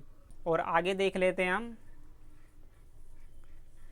यहाँ पे क्या है, components of brand identity. Brand identity के क्या क्या कंपोनेंट्स है, तो आप देख सकते हैं visual, language, voice and tone, brand values. तो यहाँ पे आप पहला देख सकते हैं, विजुअल लैंग्वेज में जो ब्रांड होता है उसका क्या है, खुद का एक लोगो होता है, उनका कलर होता है Tiffany blue, typography and photography. जैसे कोई भी आप ब्रांड ले सकते हो, जैसे कि कोका कोला हो गया, और भी काफ़ी ब्रांड होते हैं, आईफोन हो गया। ये क्या है, कुछ प्रोडक्ट के ब्रांड मैंने आपको बताए हैं। जैसे आईफोन आप ले सकते हो, इनका क्या है, खुद का एक लोगो होता है सेब वाला, जो हाफ सेब होता है, और क्या उनका एक कलर भी होता है। वैसे कलर तो काफ़ी होते हैं आईफोन में, और टाइपोग्राफी भी होती है, खुद की इनकी प्रिंटिंग भी होती है, और फोटोग्राफी। तो ये सारी चीज़ें क्या है, ब्रांड में आपको देखने के लिए मिल जाएगी। वॉइस एंड टोन, तो यहाँ पे आप देख सकते हैं, is the brand funny and irrelevant. तो यहाँ पे आप देख सकते हैं वेंडीज ऑन ट्विटर, और serious and authoritative like New York times. और जो ये वेंडीज ऑन ट्विटर है, ये क्या है, लोगों को सार्कास्टिक वे में रिप्लाई देता है। और जो ये है न्यूयॉर्क टाइम्स, ये क्या करता है, समाचार को प्रेजेंट करता है। तो ये आप समझ गए होंगे। ब्रांड वैल्यूज़, तो यहाँ पे क्या है, जो भी ब्रांड की वैल्यूज़ होती है उसके बारे में यहाँ पे बताया गया है। तो आप देख सकते हैं सस्टेनेबिलिटी, इनोवेशन और लग्जरी, ये क्या होती है, ब्रांड की कुछ खासियत होती है। और इसमें नेक्स्ट है कंट्रीब्यूशन टू ब्रांड सक्सेस। और जो भी ब्रांड आइडेंटिटी होता है उसका ब्रांड के सक्सेस में क्या कंट्रीब्यूशन है, क्या योगदान है। तो यहाँ पे आप देख सकते हैं क्रिएट्स ब्रांड रिकग्निशन। यहाँ पे आप देख सकते हैं, एक बार पढ़ देता हूँ मैं, a consistent identities ensure that a brand is recognisable even without its name being visual. जो भी ब्रांड होती है वो क्या करती है, कई बार वो ये सोचती है कि जो हमारा कोई भी प्रोडक्ट है वो क्या है, सिर्फ नाम से ना जाना जाए, हमारे प्रोडक्ट के नेम से भी जाना जाए, तभी क्या है वो ब्रांड सक्सेसफुल होता है। जैसे आप कोई भी ब्रांड ले लो, यदि वो कपड़ा बढ़िया नहीं है या उसकी क्वालिटी बढ़िया नहीं है, तो हम ब्रांड को क्या अहमियत देंगे। यहाँ पे क्या हम पहले प्रोडक्ट देखते हैं, उसकी क्वालिटी कैसी है, तभी क्या है हमारे दिमाग के अंदर एक ब्रांड की छवि उभर कर आती है कि ये ब्रांड काफ़ी अच्छा है। तो यहाँ पे यही कहा जा रहा है कि जो लोग हैं सिर्फ हमारे ब्रांड के नेम से ना जाने, उसको प्रोडक्ट को इस्तेमाल करें और उस तरीके से भी जाने, ताकि क्या है वो लोगों को इंस्टेंट रिकॉल हो जाए। यहाँ पे आप देख सकते हैं, this instant recall is vital in high competition environment. इससे क्या होता है कि हाई कंपटीशन होता है इन्वायरमेंट में, तो ये सारी चीज़ें हैं यहाँ पे। और ये नेक्स्ट आप देख सकते हैं जो इसका एग्जाम्पल है, the golden arches of McDonald are recognisable globally even by children who can not yet read. यहाँ पे ये बताया जा रहा है जो मैकडोनाल्ड कंपनी है उसका एक गोल्डन आर्कीज़ है, जैसे ये एम होता है ना, इस टाइप का होता है ये। तो इसे क्या है, ये ग्लोबली रूप से क्या है, फेमस है। तो यहाँ पे एक चीज़ यहाँ पे ये बताई जा रही है, जो छोटे छोटे बच्चे रहते हैं वो क्या है पढ़ना लिखना नहीं जानते हैं, लेकिन क्या है इसको देखते हैं तो क्या है वो ईजिली इसे जान पाते हैं। तो यहाँ पे ये कहा जा रहा है कि जो बच्चे पढ़ना लिखना नहीं भी जानते हैं तो क्या है वो ब्रांड को देखकर पहचान पाए, यहाँ पे ये कहा जा रहा है। तो यहाँ पे ये कहा जा रहा है कि जो भी ब्रांड होता है इससे क्या है उसकी ज़्यादा सेल्स होती है, ज़्यादा ट्रैफिक बढ़ जाता है, जो भी ब्रांड वैल्यू है उसकी। और ये नेक्स्ट पॉइंट है, builds consistency and reliability. Consistency का मतलब ये होता है स्थिरता, और रिलायबिलिटी का मतलब ये है विश्वसनीयता बढ़ती है, यानी लोगों का विश्वास बढ़ता है। तो यहाँ पे क्या है इसके बारे में हम देख लेते हैं, जो भी ब्रांड आइडेंटिटी है उसका ये एक पॉइंट है, a strong identity provides a road map for all companies communications. यहाँ पे ये कहा जा रहा है कि जो भी ब्रांड की एक स्ट्रॉन्ग आइडेंटिटी होती है उससे क्या है कंपनी के बीच एक कम्युनिकेशन बढ़ता है। When the packaging, website and advertisement all feel the same, it creates the sense of professional reliability। यहाँ पे ये भी कहा जा रहा है जब packaging, website and advertisement same होता है किसी भी प्रोडक्ट को लेकर के, तो इससे क्या होता है एक रिलायबिलिटी बढ़ती है लोगों के बीच। यहाँ पे आप देख सकते हैं FedEx uses a very specific color palette and a hidden arrow। और ये FedEx कंपनी है एक प्रकार का ये लोगो यूज करती है जिसमें क्या है हिडन एरो होता है।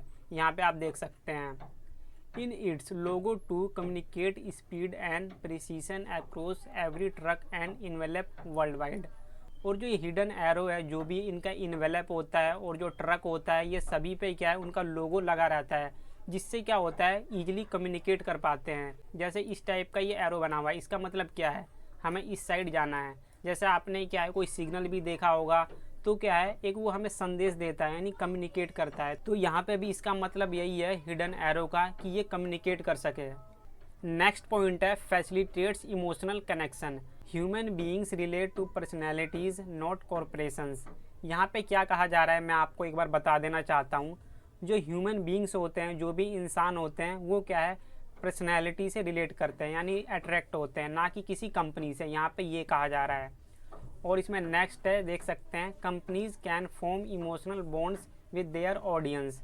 इससे क्या होता है जो भी कंपनीज होती है वो लोगों से क्या है इमोशनल एक बॉन्ड रख पाती है। किसके माध्यम से? ब्रांड के माध्यम से। यहाँ पे आप एग्जाम्पल देख सकते हैं। यहाँ पे क्या है नाइकी का एग्जाम्पल दिया गया है। यहाँ पे ये कहा जा रहा है नाइकी के द्वारा ये क्या है लोगों के अंदर जो इनर एथलीट है उसे जगाने का काम करता है और जो उसके अंदर प्रिजर्वेरेंस है दृढ़ता है उसके बारे में ये कहता है।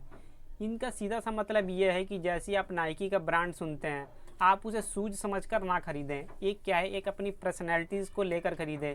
इसीलिए उसका नारा एक रखा गया है जस्ट डू इट। यहाँ पे ये कहा जा रहा है, आप देखेंगे पढ़ के तो आपको पता लग जाएगा।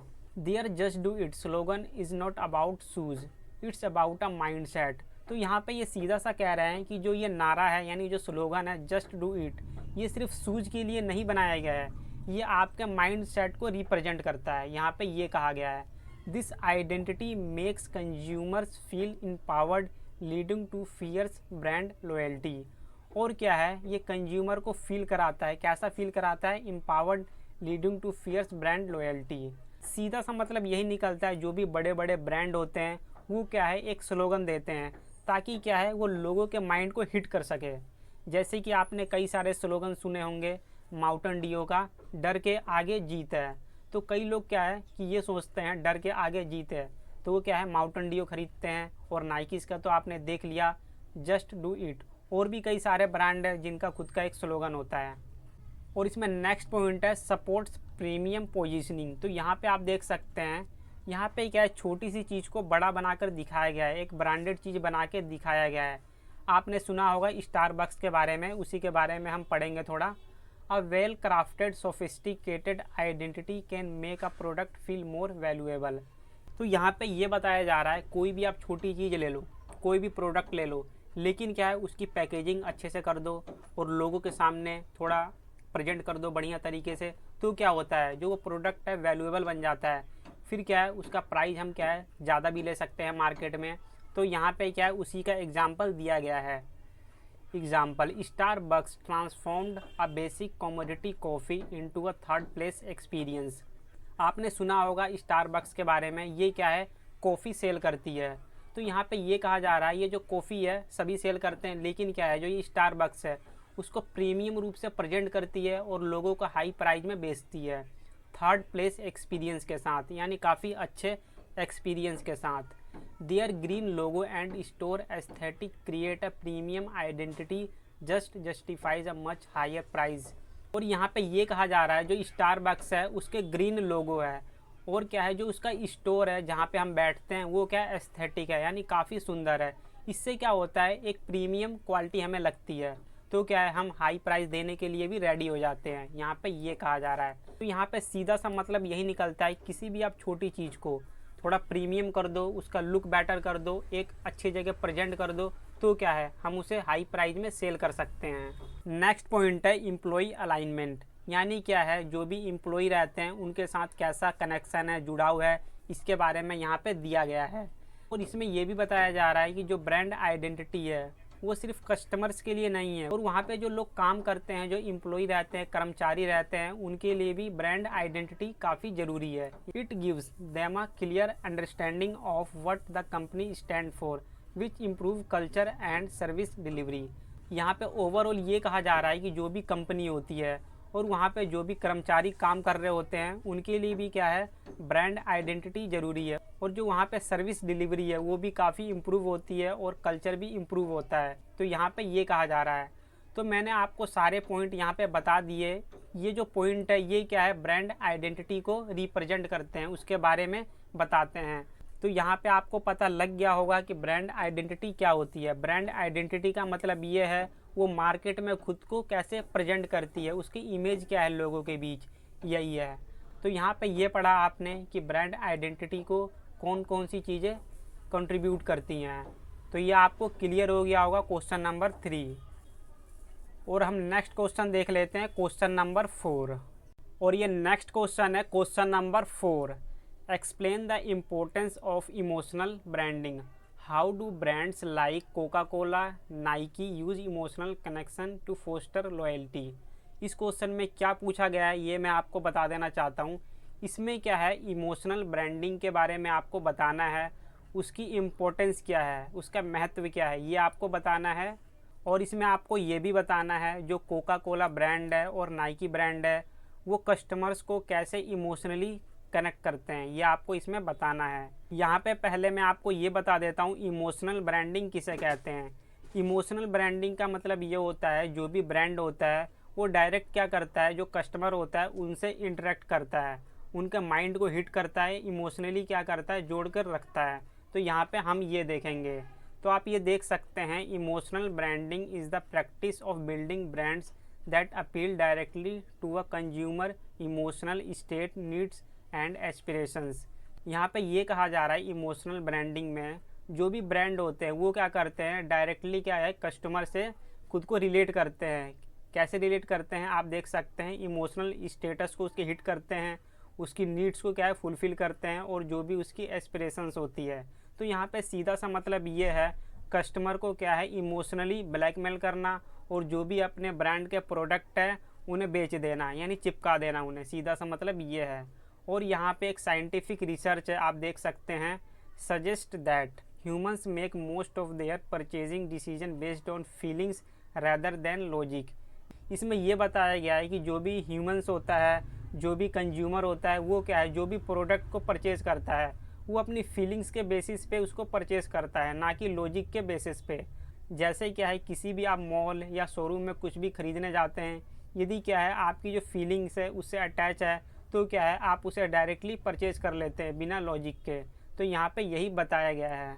Emotional branding seeks to move a brand from being commodity to being a love mark. यहाँ पे ये बताया जा रहा है इमोशनल ब्रांडिंग में कि जो भी प्रोडक्ट है उसे क्या है कमोडिटी के रूप में ना देखकर एक लव मार्क के रूप में देखा जाए।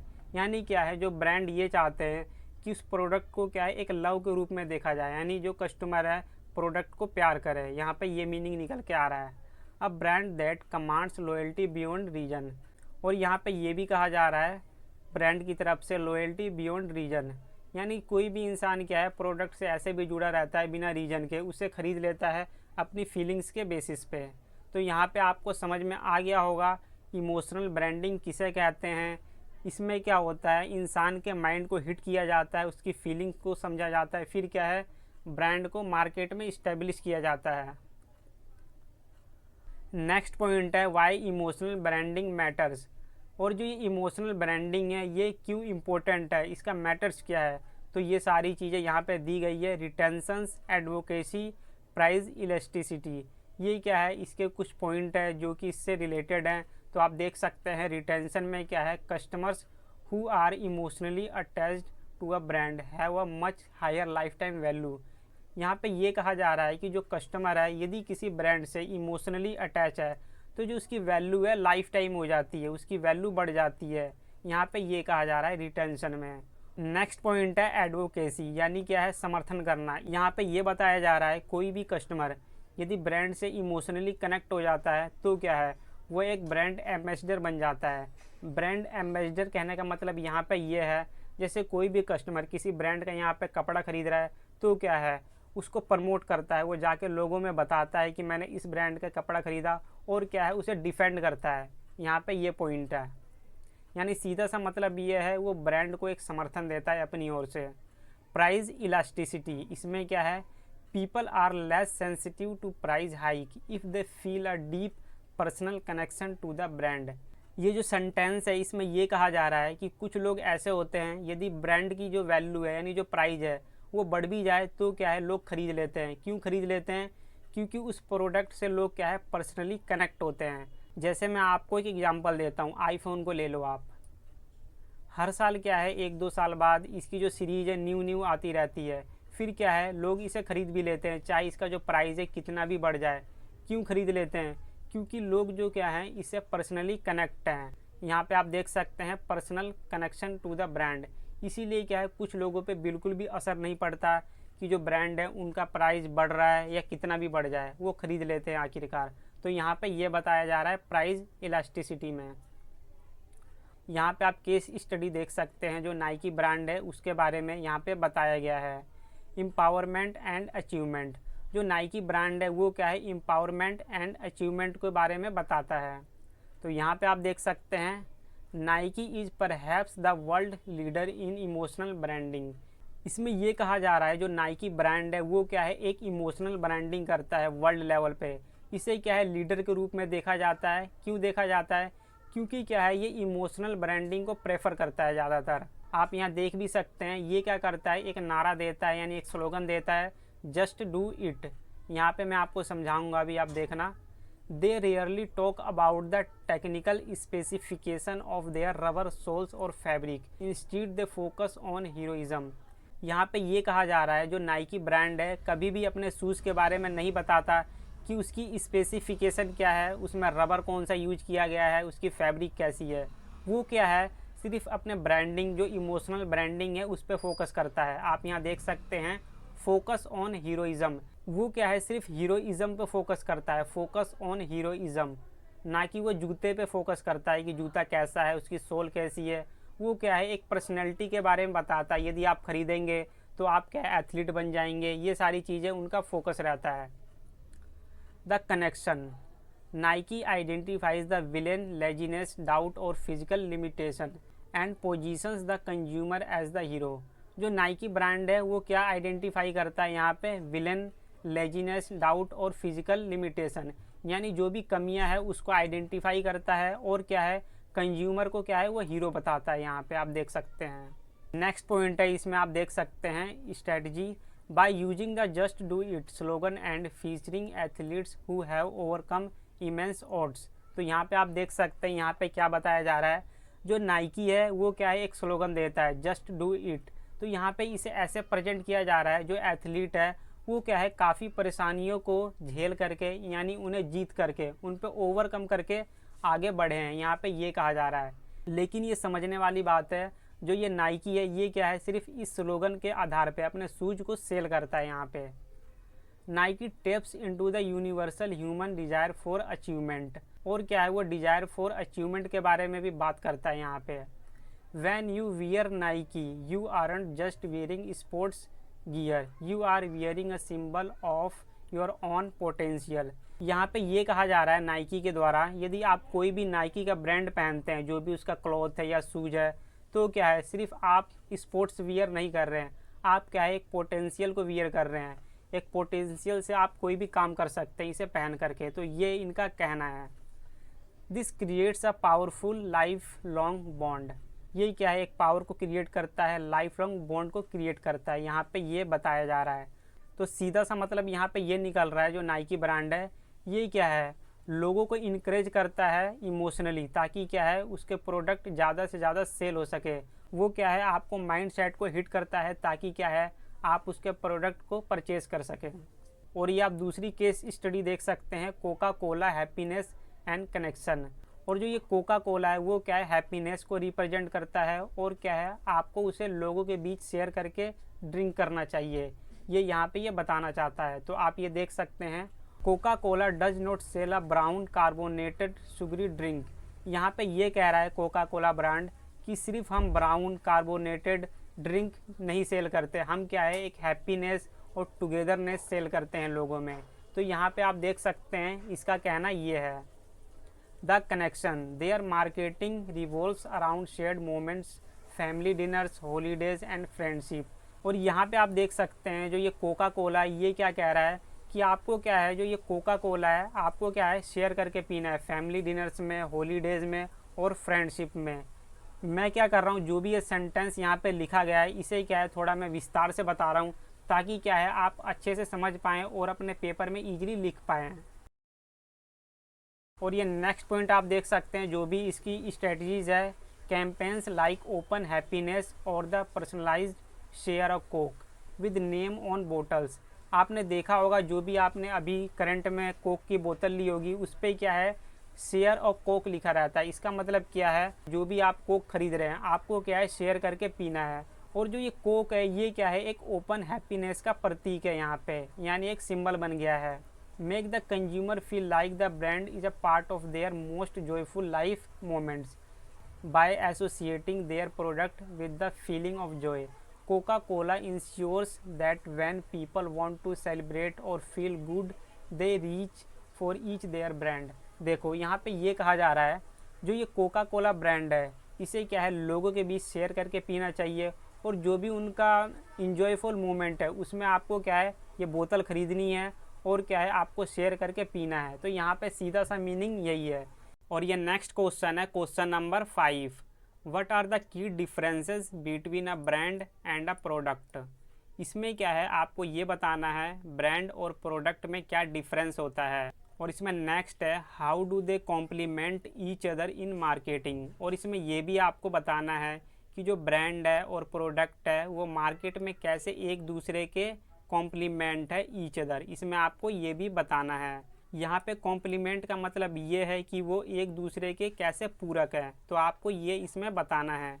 तो यहाँ पे आप देख सकते हैं इंट्रोडक्शन में, in the world of marketing the terms brand and product are often used interchangeably by the general public. इसमें ये बताया जा रहा है कि जो भी वर्ल्ड मार्केट है, जो वर्ल्ड के कस्टमर्स हैं वो क्या है ब्रांड एंड प्रोडक्ट को क्या है एक दूसरे के इंटरचेंजेबली यूज करते हैं। जैसे क्या है कुछ लोग क्या है ब्रांड को प्रोडक्ट मानते हैं, प्रोडक्ट को ब्रांड मानते हैं, तो ये काफ़ी कन्फ्यूजन भरा होता है यहाँ पे।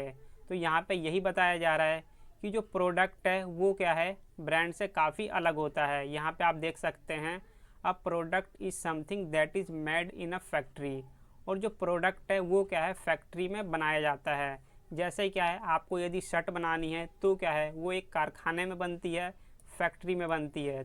तो यहाँ पे यही कहा जा रहा है जो भी शर्ट है यानी जो भी प्रोडक्ट है वो क्या है फैक्ट्री में उसका मैन्युफैक्चरिंग होता है। और इसमें नेक्स्ट है brand is something that is bought by a customer. और जो ब्रांड होता है उसको कौन परचेज करता है, कस्टमर्स। यहाँ पे ब्रांड का मतलब ये है उसका स्टेटस क्या है, उसकी पर्सनैलिटी क्या है, यानी क्या है उसका एक मार्केट में सिंबल क्या है। यहाँ पे ब्रांड का मतलब ये है। तो यहाँ पे आप समझ गए होंगे जो प्रोडक्ट है वो क्या है फैक्ट्री में बनता है और जो ब्रांड है उसे कौन ख़रीदता है, कस्टमर। तो इन दोनों में ये अंतर है, ठीक है। और जो ये मेन पॉइंट थे मैंने आपको ये बता दिया जो येलो वाले थे, और आगे हम देख लेते हैं। और ये नेक्स्ट पॉइंट है difference between product and brand. यहाँ पे आप देख सकते हैं प्रोडक्ट एंड ब्रांड के बारे में जो भी डिफरेंस होता है ये यहाँ पे बताया गया है। तो यहाँ पे आप देख सकते हैं physicality, products are entities that you can touch and engage with. यहाँ पे ये कहा जा रहा है जो भी प्रोडक्ट होता है यानी जो भी पदार्थ होता है उसे क्या है हम टच कर सकते हैं और क्या है उसका यूज कर सकते हैं, यहाँ पे ये कहा जा रहा है। जैसे क्या है आपने कोई भी प्रोडक्ट देखा होगा, जैसे साबुन मान सकते हो या कोई भी चीज़ आप ले सकते हो। जैसे आप ऐसे समझ सकते हो यदि आपके पास कोई भी सोप है यानी साबुन है तो क्या है वो एक प्रोडक्ट है, उसका क्या है आप यूज कर सकते हो और क्या है उसे आप टच भी कर सकते हो। तो यहाँ पे ये कहा जा रहा है brands exist in the realm of ideas, emotions and associations. यहाँ पे ये कहा जा रहा है जो भी ब्रांड्स होते हैं वो कैसे मार्केट में एग्जिस्ट करते हैं। तो यहाँ पे ये कहा जा रहा है वो क्या है हमारे विचारों द्वारा और जो भी हमारी भावनाएं होती हैं उससे क्या है उस रूप में जुड़े रहते हैं।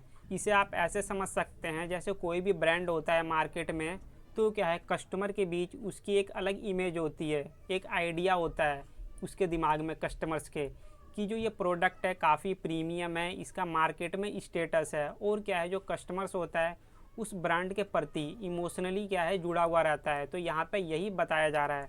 जैसे क्या है आप आईफोन भी ले सकते हैं, इसका मैं एग्जांपल बार बार इसीलिए दे रहा हूँ क्योंकि क्या है ये मार्केट में काफ़ी पॉपुलर है, और जो आईफोन होता है उसके लिए क्या है जो कस्टमर्स होते हैं काफ़ी इमोशनली कनेक्ट होते हैं, और जो आईफोन होता है वो क्या है लोगों के बीच इमोशनली जुड़ा हुआ रहता है, और लोगों के बीच उसके एक विचार रहते हैं यानी आइडिया रहते हैं। तो यहाँ पे ये कहा जा रहा है। और इसमें आप देख सकते हैं यहाँ पर्पज़ है, जो भी इसका उद्देश्य है प्रोडक्ट का यहाँ पे बताया गया है। Products are design to serve a purpose of addressing needs और प्रॉब्लम्स। यहाँ पे ये बताया जा रहा है कि जो भी प्रोडक्ट होता है उसका पर्पज़ क्या होता है। जो प्रोडक्ट होता है उसका जो पर्पज़ होता है मैं आपको बता देना चाहता हूँ। जो प्रोडक्ट है उसका क्या है लोगों की नीड्स को फुलफ़िल करना, यानी जो भी कस्टमर है किसी भी प्रोडक्ट को ख़रीदता है, क्यों ख़रीदता है, क्योंकि क्या है उसको आवश्यकता होती है, और क्या है कस्टमर्स की प्रॉब्लम को सॉल्व आउट करना। यहाँ क्या है प्रोडक्ट का पर्पज़ है with distinct features and advantages. और ये भी कहा जा रहा है प्रोडक्ट में क्या है काफ़ी बेहतर सुविधाएं देकर लोगों की समस्याओं को हल करना। ये क्या है प्रोडक्ट का उद्देश्य है, पर्पज़ है। तो ये आप समझ गए होंगे, लोगों की जो भी डिमांड होती है, आवश्यकता होती है, प्रॉब्लम को हल करना किसका उद्देश्य है, प्रोडक्ट का। और यहाँ पे आप देख सकते हैं brands on the hand aim to establish a bond with consumers. यहाँ पे ये कहा जा रहा है जो भी ब्रांड्स होता है उसका एम क्या होता है, लक्ष्य क्या होता है। ब्रांड का जो एम होता है लोगों के साथ घुल मिलकर एक संबंध बनाना, एक संबंध को इस्टेब्लिश करना, ताकि क्या है ब्रांड से लोग जुड़े रहें, और क्या है जो भी ब्रांड के प्रोडक्ट हैं लोग खरीदते रहें। तो सीधा सा मतलब यही है ब्रांड का कि ब्रांड को लोगों के साथ क्या है एक तालमेल बैठाना है, यानी क्या है एक गुड रिलेशनशिप बनाना है, इसका मतलब ये है। और ये नेक्स्ट पॉइंट है यूनिकनेस। यूनिकनेस का मतलब ये है यहाँ पे जो क्या है काफ़ी अलग हो किसी चीज़ से, इसका मतलब ये है। Products can be easily replicated by competitors. यहाँ पे ये बताया जा रहा है कि जो भी प्रोडक्ट होता है उसे क्या है जो कॉम्पिटिटर्स होते हैं वो ईजिली क्या है रिप्लिकेट कर सकते हैं। रिप्लिकेट का मतलब यहाँ पे ये है कॉपी कर सकते हैं।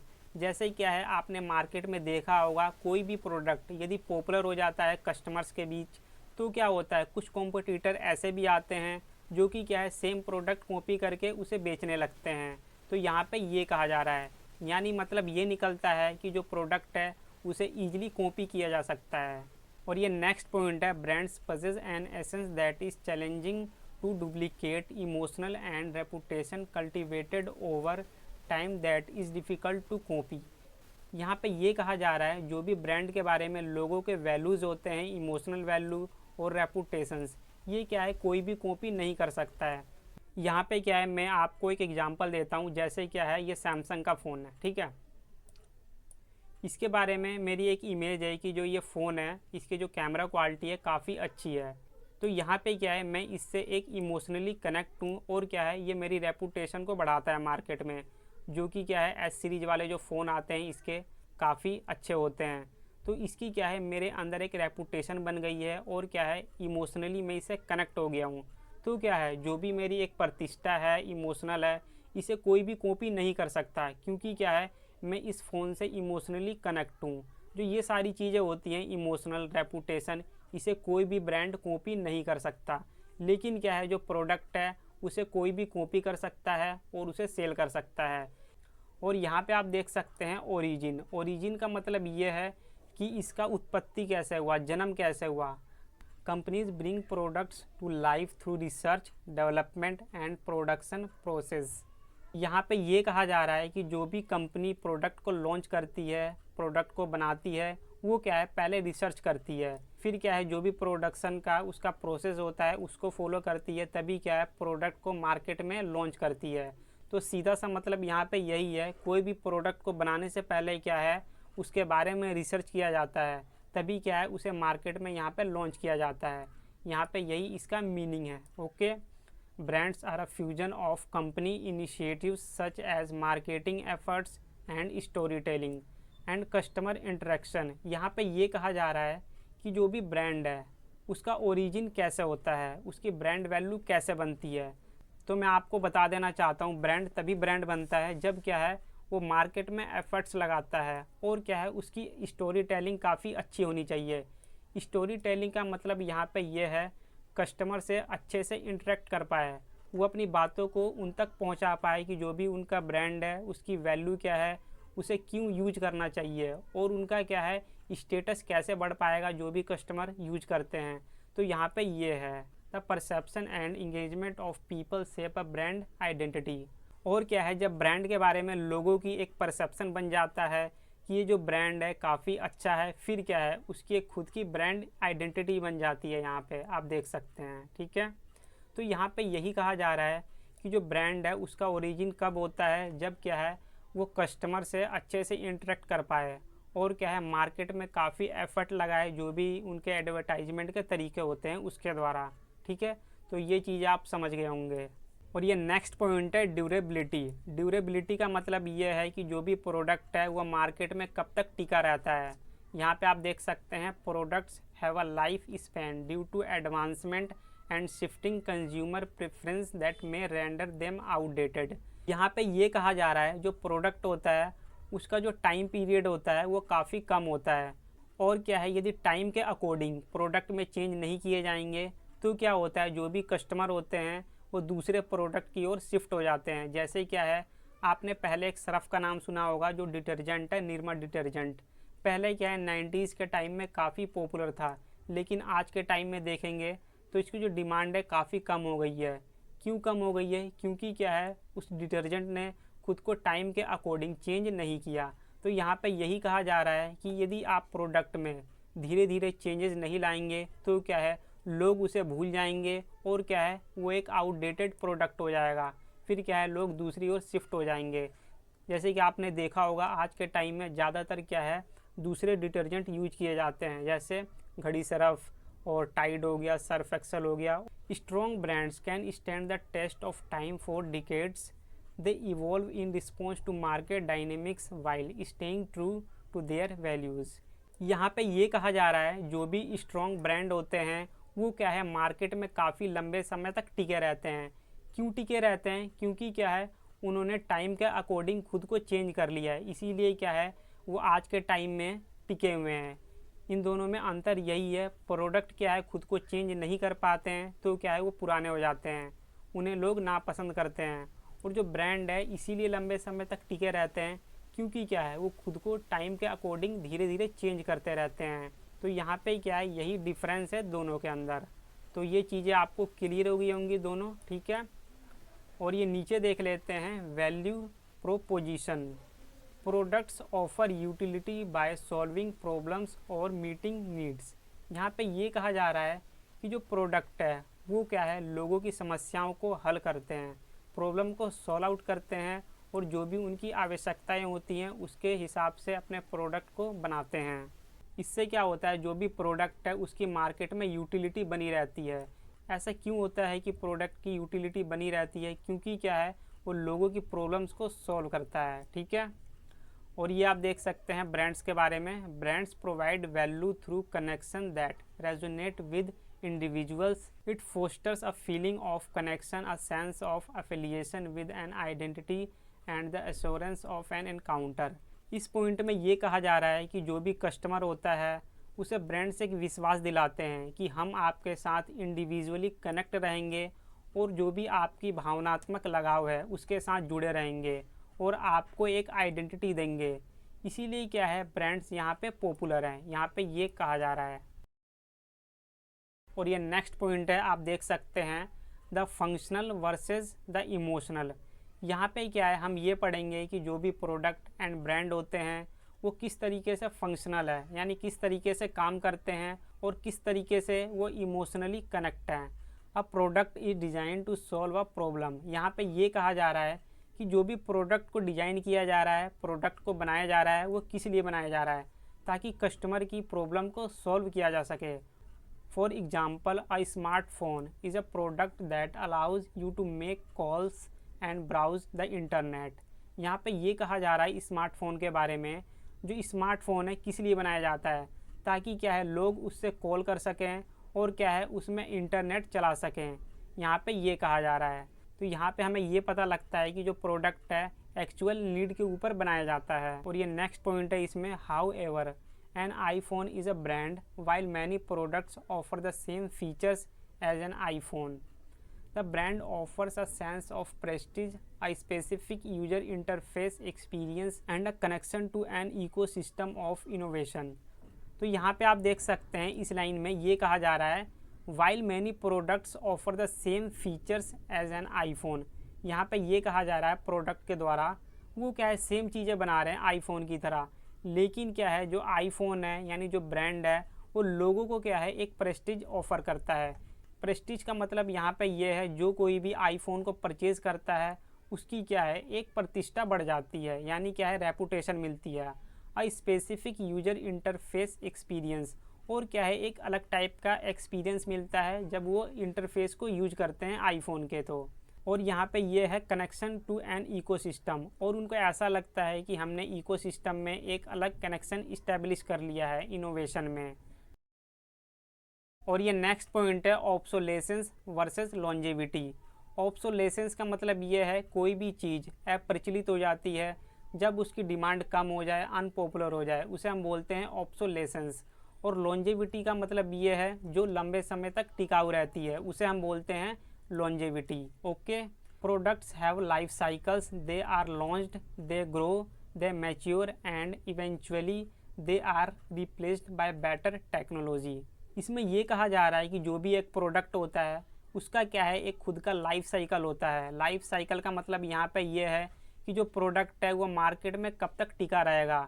वो क्या है धीरे धीरे लॉन्च होता है, ग्रो होता है, फिर क्या है मेच्योर होता है, और लास्ट में क्या होता है यदि क्या है उसको टेक्नोलॉजी के अकॉर्डिंग उसे नहीं चेंज किया गया तो क्या होता है वो अनपॉपुलर हो जाता है, रिप्लेस कर दिया जाता है, यहाँ पे ये कहा जा रहा है। और ये देख सकते हैं brands however can survive the death of their original products. For example IBM started by selling punch card tabulating machines the product. और ये नेक्स्ट पॉइंट में ये कहा जा रहा है कि जो ब्रांड है उसके जो प्रोडक्ट हैं यदि क्या है वो पॉपुलर ना रहे, अनपॉपुलर हो जाएं कुछ सालों के बाद, लेकिन क्या है जो ब्रांड है वो कभी नहीं मरता, उसकी जो वैल्यू है मार्केट में बनी रहती है। जैसे क्या है आप इसे ऐसे समझ सकते हैं जैसे कोई ब्रांड है नाइकी का, ठीक है, इसका जो कोई भी शूज़ है या क्लॉथ है एक बार क्या है अनपॉपुलर हो जाता है, लेकिन क्या है जो ये नाइकी ब्रांड है लोगों के बीच फिर भी पॉपुलर रहता है। क्यों? क्योंकि क्या है इसकी एक बार वैल्यू बन चुकी है मार्केट में। और यहाँ पे क्या है आप एग्जांपल देख सकते हैं, मैं आपको बता देता हूँ IBM के बारे में। IBM की फुल फॉर्म है इंटरनेशनल बिजनेस मशीन। ये क्या है एक बहुत बड़ी कंपनी है। इसने क्या है पहले एक बहुत बड़ी मशीन बनाई थी पंच कार्ड टेबुलेटिंग मशीन। ये क्या करती थी कि डाटा को रीड करने का काम करती थी पहले के टाइम में, लेकिन क्या है ये आज के टाइम में अनपॉपुलर हो गई है, इसकी डिमांड नहीं है उतनी। लेकिन क्या है जो ये IBM है ये क्या है एक ब्रांड है, इसकी वैल्यू आज भी बनी हुई है। क्यों बनी हुई है? क्योंकि क्या है इसने टाइम के साथ खुद को चेंज किया, और ये आज के टाइम में क्या है AI से रिलेटेड यानी आर्टिफिशियल इंटेलिजेंस से रिलेटेड काफ़ी वर्क करती है, इसीलिए क्या है ये IBM पॉपुलर है। तो यहाँ पे सीधा सा मीनिंग ये निकलता है कि कोई भी ब्रांड है यदि क्या है उसका एक प्रोडक्ट ख़राब भी हो जाए तो भी क्या है ब्रांड वैल्यू पे कोई भी असर नहीं पड़ता है। तो ये सारी चीज़ें मैंने आपको यहाँ पे बता दिया, बाकी पढ़ने की ज़रूरत नहीं है यहाँ पे, ठीक है। तो आगे हम देख लेते हैं। और ये नेक्स्ट है how they complement each other in marketing. और जो दोनों चीज़ें हैं प्रोडक्ट एंड ब्रांड, ये मार्केटिंग में कैसे कॉम्प्लीमेंट है ईच अदर। तो ये आप यहाँ देख सकते हैं while they are different a brand can not exist without a product. यहाँ पे ये कहा जा रहा है कि जो भी ब्रांड है वो क्या है विदाउट प्रोडक्ट एग्जिस्ट नहीं कर सकता। यदि क्या है कोई भी ब्रांड होगा तो उसकी क्या है खुद की एक प्रोडक्ट होगी, सर्विसेज होंगी। जैसे क्या है आप कोई भी ब्रांड नेम सोच सकते हैं दिमाग में, मैं आपको बता देना चाहता हूँ। जैसे आईफोन हो गया, ये आईफोन का मैं बार बार एग्जांपल इसीलिए दे रहा हूँ क्योंकि क्या है ये मार्केट में काफ़ी पॉपुलर है, और क्या है इसके बारे में बच्चों को ज़्यादा मालूम भी है, इसीलिए क्या है मैं इसका एग्जांपल बार बार दे रहा हूँ। यहाँ पे ये कहा जा रहा है कि जो भी ब्रांड है, कोई भी ब्रांड आप ले सकते हो, यदि किसी भी ब्रांड को मार्केट में एग्जिस्ट करना है तो क्या है, उसके खुद के प्रोडक्ट होने चाहिए। यदि ब्रांड के कोई भी प्रोडक्ट नहीं है तो क्या है, वो मार्केट में एग्जिस्ट नहीं कर सकता है। जैसे आप क्या है एग्जांपल ले सकते हैं, एक जैसे टाटा है, ये काफ़ी बड़ा ब्रांड है, इसके क्या है काफ़ी सारे प्रोडक्ट हैं, तभी क्या है ये मार्केट में एग्जिस्ट करता है। यदि इसके क्या है कोई भी प्रोडक्ट या सर्विसेज नहीं होंगी तो क्या है जो ये टाटा ब्रांड है ये क्या है मार्केट में एग्जिस्ट नहीं कर पाएगा। तो सीधा सा मतलब ये कहा जा रहा है कि यदि ब्रांड को एग्जिस्ट करना है तो क्या है उसका प्रोडक्ट यहाँ पे होना चाहिए। विदाउट प्रोडक्ट वो एग्जिस्ट नहीं कर सकता। And a product struggles to thrive without a brand. यहाँ पे ये कहा जा रहा है कि कोई भी प्रोडक्ट है, यदि क्या है उसका कोई भी ब्रांड नहीं है खुद का, ना लोगो है ना कोई नेम है, तो क्या है उसे काफ़ी स्ट्रगल करना पड़ता है मार्केट में। यहाँ पे ये कहा जा रहा है। जैसे क्या है आप एग्जांपल ले सकते हैं, कोई भी डिटर्जेंट है, यदि उसे मार्केट में खुले में बेचा जा रहा है तो क्या है लोग उसे जल्दी नहीं खरीदते हैं। क्यों नहीं खरीदते हैं? क्योंकि क्या है उसकी पैकेजिंग अच्छी नहीं होती है, या लोगों का उस पर ट्रस्ट नहीं होता है, ना ही उस पर कोई ब्रांड होता है। तो यहाँ पे ये कहा जा रहा है कि यदि प्रोडक्ट का खुद का कोई ब्रांड नहीं है तो क्या है काफ़ी उसे समस्याएं झेलनी पड़ेगी मार्केट में। ठीक है, तो ये आप समझ गए होंगे फर्स्ट पॉइंट। और ये सेकंड पॉइंट है, the product is the foundation. तो यहाँ पे ये कहा जा रहा है कोई भी ब्रांड को इस्टेब्लिश करने से पहले जो भी उसका प्रोडक्ट है काफ़ी अच्छा होना चाहिए। You cannot build a premium brand on a poor quality product. यहाँ पे ये कहा जा रहा है कि यदि आपको प्रीमियम ब्रांड बनाना है तो क्या है आप पुअर क्वालिटी के प्रोडक्ट पे अपना प्रीमियम ब्रांड नहीं बना सकते। तो सीधा सा मतलब ये है यहाँ पे कि आपको यदि अच्छा ब्रांड बनाना है, मार्केट में उसकी वैल्यू बनानी है, तो क्या है आपको अपने प्रोडक्ट के ऊपर ध्यान देना पड़ेगा, उसे काफ़ी क्वालिटी वाला बनाना पड़ेगा। The product must deliver on the brand promise. If a brand promise luxury but the product breaks easily, the brand will fail. ये जो पॉइंट है इसमें ये कहा जा रहा है कि कोई भी ब्रांड है मार्केट में और वो लोगों से यानी कस्टमर से प्रोमिस करता है कि जो भी मेरा प्रोडक्ट है वो क्या है एक लग्जरी है, फिर क्या है लोग उसे यूज करते हैं और लोग उसे ये देखते हैं कि जो प्रोडक्ट है काफ़ी बेकार है और ईजिली क्या है वो ब्रेक्स हो जाता है यानी टूट जाता है। तो क्या होगा इस कंडीशन में, उसकी जो ब्रांडिंग वैल्यू है वो क्या है फेल हो जाएगी। तो इसमें ये कहा जा रहा है सीधा सा, जैसे कोई भी ब्रांड है और लोगों से प्रोमिस करता है कि जो हमारा ब्रांड के प्रोडक्ट है काफ़ी अच्छे हैं और लोग उसे परचेस करते हैं, फिर क्या देखते हैं वो ख़राब है, तो इससे क्या होगा जो उसकी ब्रांडिंग वैल्यू है वो फेल हो जाएगी, यानी क्या है असफल हो जाएगी। तो यहाँ पे ये कहा जा रहा है, यानी सीधा सा मतलब इसका ओवरऑल ये है यहाँ पे दोनों में देखा जाए कि किसी भी ब्रांड को यदि मार्केट में अपनी वैल्यू बनानी है तो क्या है अपने प्रोडक्ट के ऊपर ध्यान देना पड़ेगा, उसे क्या है प्रीमियम बनाना पड़ेगा, ताकि क्या है लोग अच्छे से फील कर सकें उसे। The brand is the soul. तो यहाँ पे ये भी कहा जा रहा है कि जो ब्रांड है वो क्या है एक सोल है, आत्मा है। The brand gives the product a personality. जो ब्रांड है वो क्या है प्रोडक्ट को क्या देती है, पर्सनैलिटी देती है। It allows the marketing team to tell a story. This story is what makes a consumer choose one product over 10 identical ones on a shelf. यहाँ पे ये कहा जा रहा है कि जो ब्रांड है वो मार्केटिंग टीम को क्या कहती है, एक अच्छे से स्टोरी बताओ कस्टमर को, ताकि क्या है उनके प्रोडक्ट को लोग खरीद सकें। यहाँ पे ये कहा जा रहा है। और यहाँ पे एक और पॉइंट है आप देख सकते हैं, और इस पॉइंट में ये कहा जा रहा है कि जो ब्रांड है, जो ब्रांड की मार्केटिंग टीम है वो क्या है कस्टमर को एक कहानी बताती है, ताकि क्या है जो कस्टमर है अट्रैक्ट हो सके किस चीज़ के लिए, प्रोडक्ट को ख़रीदने के लिए, ताकि क्या है जो भी वो शेल्फ रखा हुआ है वहाँ से क्या है एक प्रोडक्ट उठाकर ख़रीद ले। तो यहाँ पे ये कहा जा रहा है। तो आगे देख लेते हैं।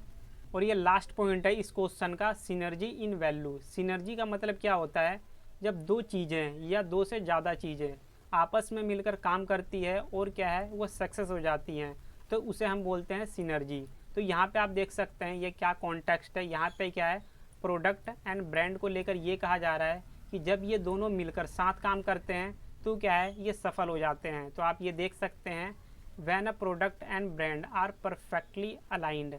यहाँ पे क्या है, जब प्रोडक्ट एंड ब्रांड एक साथ क्या है अलाइंड रहते हैं, साथ रहते हैं, तो क्या होता है आप देख सकते हैं, they create brand equity. Brand equity का मतलब ये होता है मार्केट में ब्रांड को लेकर के क्या रेपुटेशन है, क्या इमेज है, उसे कितने लोग जानते हैं, वो कहाँ पॉपुलर है, तो इसे हम क्या बोलते हैं ब्रांड इक्विटी, यानी उसकी इमेज क्या है, उसकी मार्केट वैल्यू क्या है। और ये सेकंड पॉइंट आप इसमें देख सकते हैं, company to launch product be under the same brand name and gain instant trust from the market. यहाँ पे ये कहा जा रहा है कि जो भी ब्रांड होता है जब वो मार्केट में एक बार पॉपुलर हो जाता है और उसके कस्टमर बहुत ज़्यादा बन जाते हैं, फिर क्या है वो एक प्रोडक्ट लॉन्च करता है, प्रोडक्ट बी, किस नाम से, सेम नेम से। तो इससे क्या होता है, मार्केट में एक ट्रस्ट गेन होता है, यहाँ पे आप देख सकते हैं। और ये कंडीशन कब आती है मैं आपको बता देता हूँ, सिनर्जी इन वैल्यू में, जब प्रोडक्ट एंड ब्रांड मिलकर साथ काम करते हैं तो इससे क्या होता है, एक बड़ा ब्रांड बन जाता है। जब बड़ा ब्रांड बन जाता है तो कोई भी कंपनी ये सोचती है, पहले क्या है, यदि उनका एक प्रोडक्ट चल रहा है ए, तो ये सोचेगी कि कंपनी का जब नेम बड़ा हो गया है तो क्या है, हम दूसरा प्रोडक्ट लॉन्च करें प्रोडक्ट बी के नेम से। तो इससे क्या होगा, मार्केट में एक ज़्यादा वैल्यू बनेगी और क्या है, जो ब्रांड है वो ज़्यादा एक्सपेंड कर पाएगा। पहले आपने देखा होगा जो टाटा कंपनी है पहले स्टील बनाया करती थी, लेकिन क्या है वो धीरे धीरे काफ़ी इंडस्ट्री में आ गई।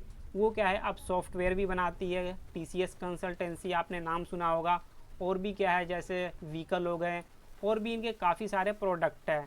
तो यहाँ पे क्या है, जो भी क्वेश्चन नंबर 5 है आपको क्लियर हो गया होगा। और जो भी मैं क्वेश्चन को आपको इसमें समझा रहा हूँ, मैं पढ़ा कम रहा हूँ, आपको एक्सप्लेन ज़्यादा कर रहा हूँ ताकि क्या है आप अच्छे से समझ पाएँ। और ये क्वेश्चन नंबर 6 आप देख सकते हैं। और ये नेक्स्ट क्वेश्चन है, question number 6, analyze the role of technology in modern branding, how have AI यानी आर्टिफिशियल इंटेलिजेंस, AR का मतलब यहाँ पे है augmented reality and social media transformed branding strategies. तो इसमें ये कहा जा रहा है जो ये AI है यानी आर्टिफिशियल इंटेलिजेंस और AR का मतलब यहाँ पे ये है ऑगमेंटेड रियलिटी। ऑगमेंटेड रियलिटी के बारे में आपको मैं थोड़ा बता देना चाहता हूँ।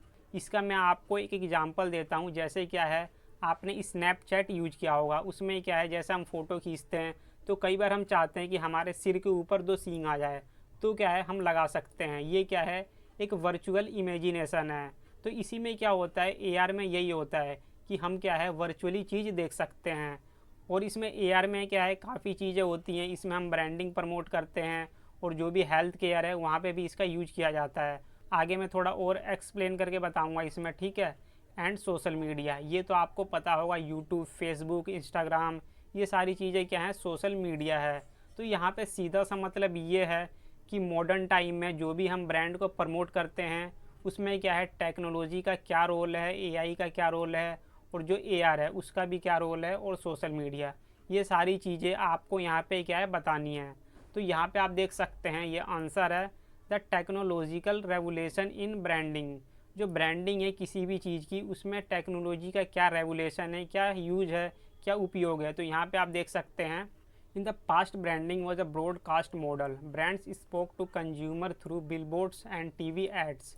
यहाँ पे ये कहा जा रहा है पहले के टाइम में यानी पास्ट टाइम में क्या होता था, जो भी ब्रांड हुआ करते थे वो कैसे खुद को प्रमोट किया करते थे, यानी प्रचार कैसे किया करते थे। तो यहाँ पे ये कहा जा रहा है बिलबोर्ड्स और TV के द्वारा जो भी ब्रांड थे वो कंज्यूमर तक अपनी बातें पहुँचाया करते थे। बिलबोर्ड्स का मतलब क्या होता है मैं आपको बता देता हूँ। कभी भी क्या है आपने रोड साइड में देखा होगा, वहाँ पे क्या है होर्डिंग लगे रहते हैं ऐसे, और बीच में खंबा होता है, ठीक है। तो होर्डिंग में क्या है काफ़ी सारी चीज़ें लिखी होती है ब्रांडिंग के बारे में, और इसमें क्या है लाइटिंग भी की जाती है। आपने रात में कभी देखा होगा, काफ़ी क्या है ये लाइटिंग करते हैं, इसे हम क्या बोलते हैं, बिल बोर्ड्स। इसके द्वारा क्या होता है, जो भी ब्रांड होते हैं खुद को प्रमोट करते हैं। और आपने TV एड्स भी देखे होंगे, इसमें भी क्या है ब्रांड को प्रमोट किया जाता था। लेकिन आज के टाइम में क्या है, जो भी ये TV एड्स है, बिल बोर्ड्स है, ये क्या है शिफ्ट हो गया है टेक्नोलॉजी की ओर। लेकिन आज के टाइम में आपने देखा होगा कि मोस्टली जो ऐड है वो सोशल मीडिया पे दिखाए जाते हैं। यहाँ पे आप खुद भी देख सकते हैं, today technology has shifted this to an interactive model. तो यहाँ पे ये कहा जा रहा है जो आज का टाइम है, आज ब्रांडिंग कैसे की जाती है, सोशल मीडिया के थ्रू की जाती है। जैसे फेसबुक हो गया, इंस्टाग्राम हो गया, और जो यूट्यूब हो गया, उसके थ्रू क्या है ब्रांडिंग को प्रमोट किया जाता है ताकि क्या है ज़्यादा से ज़्यादा लोगों तक पहुंचा जा सके, ठीक है। तो यहाँ पे ये मीनिंग है। और ये आगे हम देख लेते हैं, technology is no longer just a tool for branding, it is the environment in which brands live.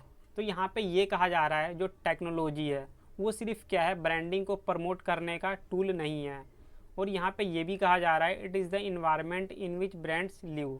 तो ये कहा जा रहा है इसमें जो भी ब्रांड है आज के समय में क्या है, जीवित है। जीवित किस लिए है, क्योंकि क्या है, टेक्नोलॉजी आ चुकी है। आपने देखा होगा ज़्यादातर जो ब्रांड है खुद को कैसे प्रमोट करते हैं, सोशल मीडिया के जो इन्फ्लुएंसर होते हैं, इंस्टाग्राम पे जो यूज़र होते हैं उनके द्वारा प्रमोट किया जाता है, जिनके क्या है सबसे ज़्यादा फॉलोवर हैं। और यूट्यूब पे भी आपने देखा होगा ये चीज़ें। और ये फर्स्ट पॉइंट है, the transformation via social media. और यहाँ पे ये कहा जा रहा है आज के टाइम में आपने देखा होगा जो भी ब्रांडिंग है उसमें क्या है, सोशल मीडिया के द्वारा काफ़ी परिवर्तन आया है, काफ़ी चेंजेस आया है। तो यहाँ पे हमें वही देखना है। Social media has democratized branding, it has shifted to power from the corporation to the consumer. यहाँ पे ये कहा जा रहा है जो सोशल मीडिया है उसका क्या है, लोकतांत्रिकरण हो चुका है। लोकतांत्रिकरण का मतलब यहाँ पे ये है कि सोशल मीडिया से सभी लोग इंटरेक्ट कर सकते हैं। It has shifted to power from the corporation to the consumer. तो यहाँ पे क्या है, कहने का मतलब ये है आज के टाइम में क्या है, जो भी कस्टमर है, कंज्यूमर है, उसे कोई भी दिक्कत है सर्विस को लेकर के या प्रोडक्ट को लेकर के, तो क्या है वो डायरेक्ट कंप्लेन कर सकता है सोशल मीडिया के द्वारा। तो यहाँ पे ये कहना है। और ये नेक्स्ट पॉइंट है, रियल टाइम इंगेजमेंट। यहाँ पे क्या कहा जा रहा है मैं आपको बता देना चाहता हूँ। किसी भी कस्टमर को कोई भी प्रॉब्लम है तो क्या है वो डायरेक्ट ट्वीट कर सकता है। आप खुद भी यहाँ पढ़ सकते हैं, brands can now talk to customer instantly. जो भी ब्रांड है, जो भी बड़ी बड़ी कंपनियां हैं, वो क्या है डायरेक्ट कस्टमर से बात कर सकती है। If a customer has problem the tweet at the brand responds. और यहाँ पे ये भी कहा जा रहा है कस्टमर को कोई भी प्रॉब्लम है तो क्या है वो डायरेक्ट ब्रांड को क्या है कंप्लेन कर सकता है, बात कर सकता है। और क्या है जो ब्रांड है डायरेक्ट रिप्लाई भी कर देते हैं और उसकी समस्या को सॉल्व भी कर देते हैं। यहाँ पे ये कहा जा रहा है this builds a human identity. और इससे क्या है एक ह्यूमन आइडेंटिटी क्रिएट होती है। तो सीधा सा मतलब इसका ये निकला है कि आज के टाइम में क्या है जो कस्टमर है काफ़ी एक्टिव हो गए हैं, डायरेक्ट क्या है उन्हें रिप्लाई मिल जाता है ब्रांड की तरफ से। और जो ब्रांड है वो भी क्या है आज के टाइम में काफ़ी अवेयर हो गए हैं जो भी प्रॉब्लम होती है कस्टमर्स की उनको लेकर के। और ये नेक्स्ट पॉइंट है, इन्फ्लुएंसर मार्केटिंग। ये आपको पढ़ के ही समझ में आ रहा होगा जो ये हेडिंग है।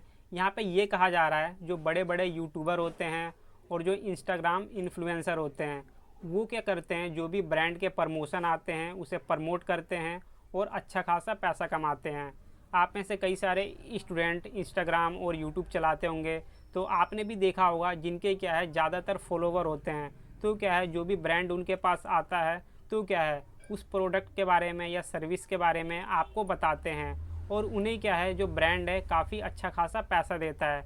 तो इससे काफ़ी इनकम भी हो जाती है। जो ये एक तरीका है, ये क्या है ब्रांड को प्रमोट करने का एक काफ़ी अच्छा तरीका है। और यहाँ पे एक और पॉइंट है, पहले के टाइम में क्या है जो ट्रेडिशनल तरीका है उससे एडवर्टाइजमेंट किया जाता था, लेकिन आज के समय में जो भी यूट्यूब है और इंस्टाग्राम है उससे ब्रांड का प्रमोशन किया जाता है।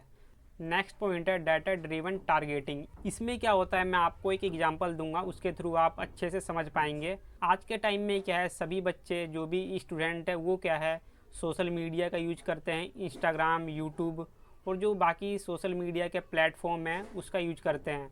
तो वहाँ पे क्या होता है जो भी आपका डेटा स्टोर होता है, जैसे आप क्या है कोई भी ऐप को डाउनलोड करते हैं तो उसमें क्या है अपनी ईमेल आईडी लॉगिन करते हैं, अपना नेम, लोकेशन, ये सारी चीज़ें इनेबल करते हैं। जैसे ही आप इनेबल करते हैं तो क्या होता है जो भी आपका डेटा है बड़ी कंपनियों के पास पहुंच जाता है। तो वहाँ पे क्या है जो भी आपका डेटा है किस तरीके से यूज किया जाता है, तो वहाँ पे कैसे यूज किया जाता है मैं आपको बताना चाहूँगा। जैसे क्या है आप अमेजन पे कोई भी प्रोडक्ट सर्च करते हैं और क्या है उसे आप क्या है ख़रीद नहीं पाते हैं, तो क्या होता है कि जब तक आप उसे ख़रीद नहीं लेते हैं तो वहाँ पे क्या है उस प्रोडक्ट को आपको बार बार दिखाया जाता है ताकि क्या है आप ख़रीद लें। और मैं आपको यहाँ पे एक और पॉइंट आपको बताना चाहूँगा, कई बच्चों को नहीं मालूम होगा। जैसे क्या है मोबाइल का डेटा ऑन है तो यहाँ पे क्या होता है जो भी हम बोलते हैं वो क्या है जो हमारा मोबाइल फ़ोन है वो सुनता है, क्योंकि क्या है हम इनेबल करके रखते हैं वहाँ पे जो भी ऐप को डाउनलोड करते हैं। जैसे कि हमने खाने के बारे में बात कर रहे हैं, फूड के बारे में, तो वहाँ पे क्या है जो मोबाइल फ़ोन है वो सुन लेता है, फिर क्या है उसके बारे में हमें ऐड दिखाता है। यह आपने कई बार नोटिस किया होगा, या जिन्होंने नोटिस नहीं किया है तो एक बार ज़रूर चेकआउट करके देखना आप, ठीक है। तो यहाँ पे सीधा सा मतलब यही है कि जो भी आपका डेटा होता है सोशल मीडिया पे स्टोर होता है तो उसमें क्या है जो बड़ी बड़ी कंपनीज़ होती है वो यूज़ करती हैं ताकि क्या है जो भी अपना ब्रांड है आपके सामने उसको प्रमोट कर सकें। और यहाँ पे एक और पॉइंट है, थोड़ा पढ़ लेते हैं। Specific people based on their interest, age and location, ensuring the brand message is always relevant. यहाँ पे क्या होता है, जैसे जिसकी एज कम है तो क्या है उसके अकॉर्डिंग उसको चीज़ें दिखाई जाती हैं ताकि क्या है उससे वो अट्रैक्ट हो सके। और क्या है लोकेशन के हिसाब से भी चीज़ें आपको दिखाई जाती हैं, और जो आपका इंटरेस्ट है उसके अकॉर्डिंग आपको सोशल मीडिया वो चीज़ें बार बार दिखाता है ताकि क्या है आप ज़्यादा से ज़्यादा चीज़ें देखें। तो ये आपको चीज़ें यहाँ पे क्लियर हो गई होंगी। ओके, और ये नेक्स्ट पॉइंट है the impact of artificial intelligence. Artificial intelligence के बारे में सभी जानते होंगे, एआई, जैसे चैट जीपीटी, जेमिनी, ये क्या है एक आर्टिफिशियल इंटेलिजेंस है। और ये फर्स्ट पॉइंट है इसमें, हाइपर पर्सनलाइजेशन। यहाँ पे क्या कहा जा रहा है मैं आपको बता देना चाहता हूँ, ये पॉइंट का मतलब क्या है यहाँ पे। जैसे क्या है मैं इसके बारे में थोड़ा बहुत आपको बताता हूँ। आज के टाइम में क्या है जो सोशल मीडिया है, इंस्टाग्राम हो गया, यूट्यूब हो गया, जैसे क्या है आपको कोई भी कंटेंट पसंद आता है, जैसे कोई भी सॉन्ग आपको पसंद आता है तो क्या है उसी से रिलेटेड आपको वो चीज़ें बार बार दिखाई जाती हैं। तो यहाँ पे क्या है पर्सनलाइज़ किया जा रहा है चीज़ों को, यानी जो चीज़ें आपको पसंद है वही चीज़ें आपको बार बार दिखाई जा रही हैं। इसे हम बोलते हैं हाइपर पर्सनलाइजेशन। ठीक है, तो यहाँ पे हम देख लेते हैं AI analyzes million of data points to recommend products. और यहाँ पे ये कहा जा रहा है जो AI है, आर्टिफिशियल इंटेलिजेंस है, वो क्या है मिलियंस ऑफ डाटा को क्या करता है एनालाइज करता है, फिर क्या है आपको वो प्रोडक्ट रिकमेंड करता है। जैसे क्या है किसी भी स्टूडेंट को कोई बुक्स चाहिए और वो बार बार अमेजन पे सर्च कर रहा है, फिर क्या है जो AI है उसको क्या है डेटा को एनालाइज करेगा, फिर उससे रिलेटेड आपको क्या है बुक्स को वहाँ पे शो कराएगा। When Spotify creates a Discover Weekly, यहाँ पे क्या कहा जा रहा है मैं आपको बता देना चाहता हूँ। आपने क्या है स्पॉटिफाई के बारे में सुना होगा, ये एक ऐप है, सभी बच्चों ने डाउनलोड भी कर रखा होगा। ये क्या है एक सॉन्ग का ऐप है। यहाँ पे ये कहा जा रहा है ये एवरी वीक डिस्कवर वीकली बनाता है, जिसमें क्या है 30 सॉन्ग होता है मंडे को, आपने देखा भी होगा। और जो ये डिस्कवर वीकली है ये किसके थ्रू बनाता है, ये AI के थ्रू बनाता है ताकि क्या है आपके पास वो पहुंच सके। और यहाँ पे क्या है आपको किसकी तरह प्रेजेंट करता है, पर्सनल क्यूरेटर की तरह। तो यहाँ पे यही कहा जा रहा है ताकि क्या है आपको एक स्पेसिफिक टेस्ट वो दे सके। तो यहाँ पे आप देखेंगे आपके सामने कुछ ऐसी चीज़ें प्रस्तुत की जा रही हैं जो कि क्या है पर्सनलाइज है, जो आपको अच्छी लगती हैं, जो आपके टेस्ट के अकॉर्डिंग है। तो यहाँ पे यही मीनिंग है हाइपर पर्सनलाइजेशन। ठीक है, तो ये सारी चीज़ें आपको क्लियर हो गई। अब मैं देख लेता हूँ नेक्स्ट पॉइंट। नेक्स्ट पॉइंट है chat boats and customer service. यहाँ पे क्या कहा जा रहा है मैं आपको बता देना चाहता हूँ। जो चैट बोट्स है वो क्या है आपको 24/7 जो भी ब्रांड की सेवाएं होती हैं आपको उपलब्ध करवाता है, और जो भी आपकी प्रॉब्लम है आपको सॉल्व आउट करता है। तो इससे क्या होता है, एक तो इंटरेक्शन बनता है ब्रांड और जो भी कस्टमर होते हैं उनके बीच, और क्या है एक ट्रस्ट बिल्ड होता है, रिलायबिलिटी मिलती है। तो यहाँ पे यही कहा जा रहा है, यानी ओवरऑल जो AI है आपके हेल्प करता है। और ये थर्ड पॉइंट है augmented reality, AR and immersive experiences. Augmented reality का मतलब ये होता है किसी चीज़ में कोई चीज़ ऐड ऑन करना, कोई चीज़ जोड़ना।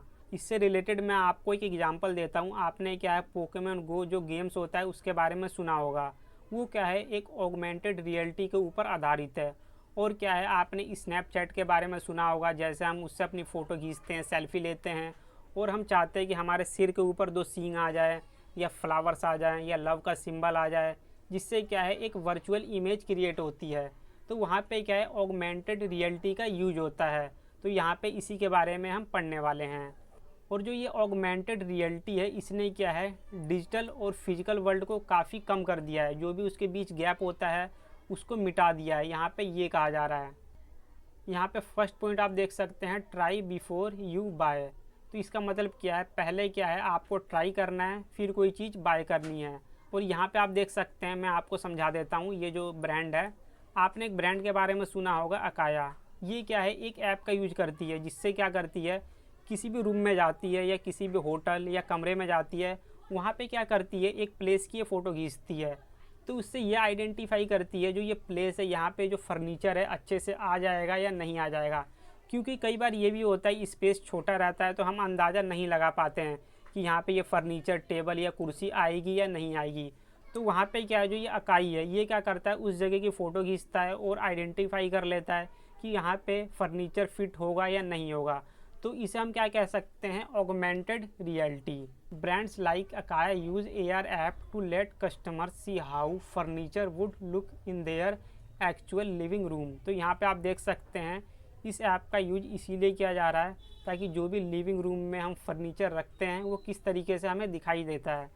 और ये नेक्स्ट ब्रांड है लोरियल। इसके बारे में क्या है, लड़कियों को पता होगा लोरियल क्या होता है, ये क्या है, कॉस्मेटिक से रिलेटेड है। तो यहाँ पे आप देख सकते हैं L'Oreal uses AR to let users try on makeup virtually.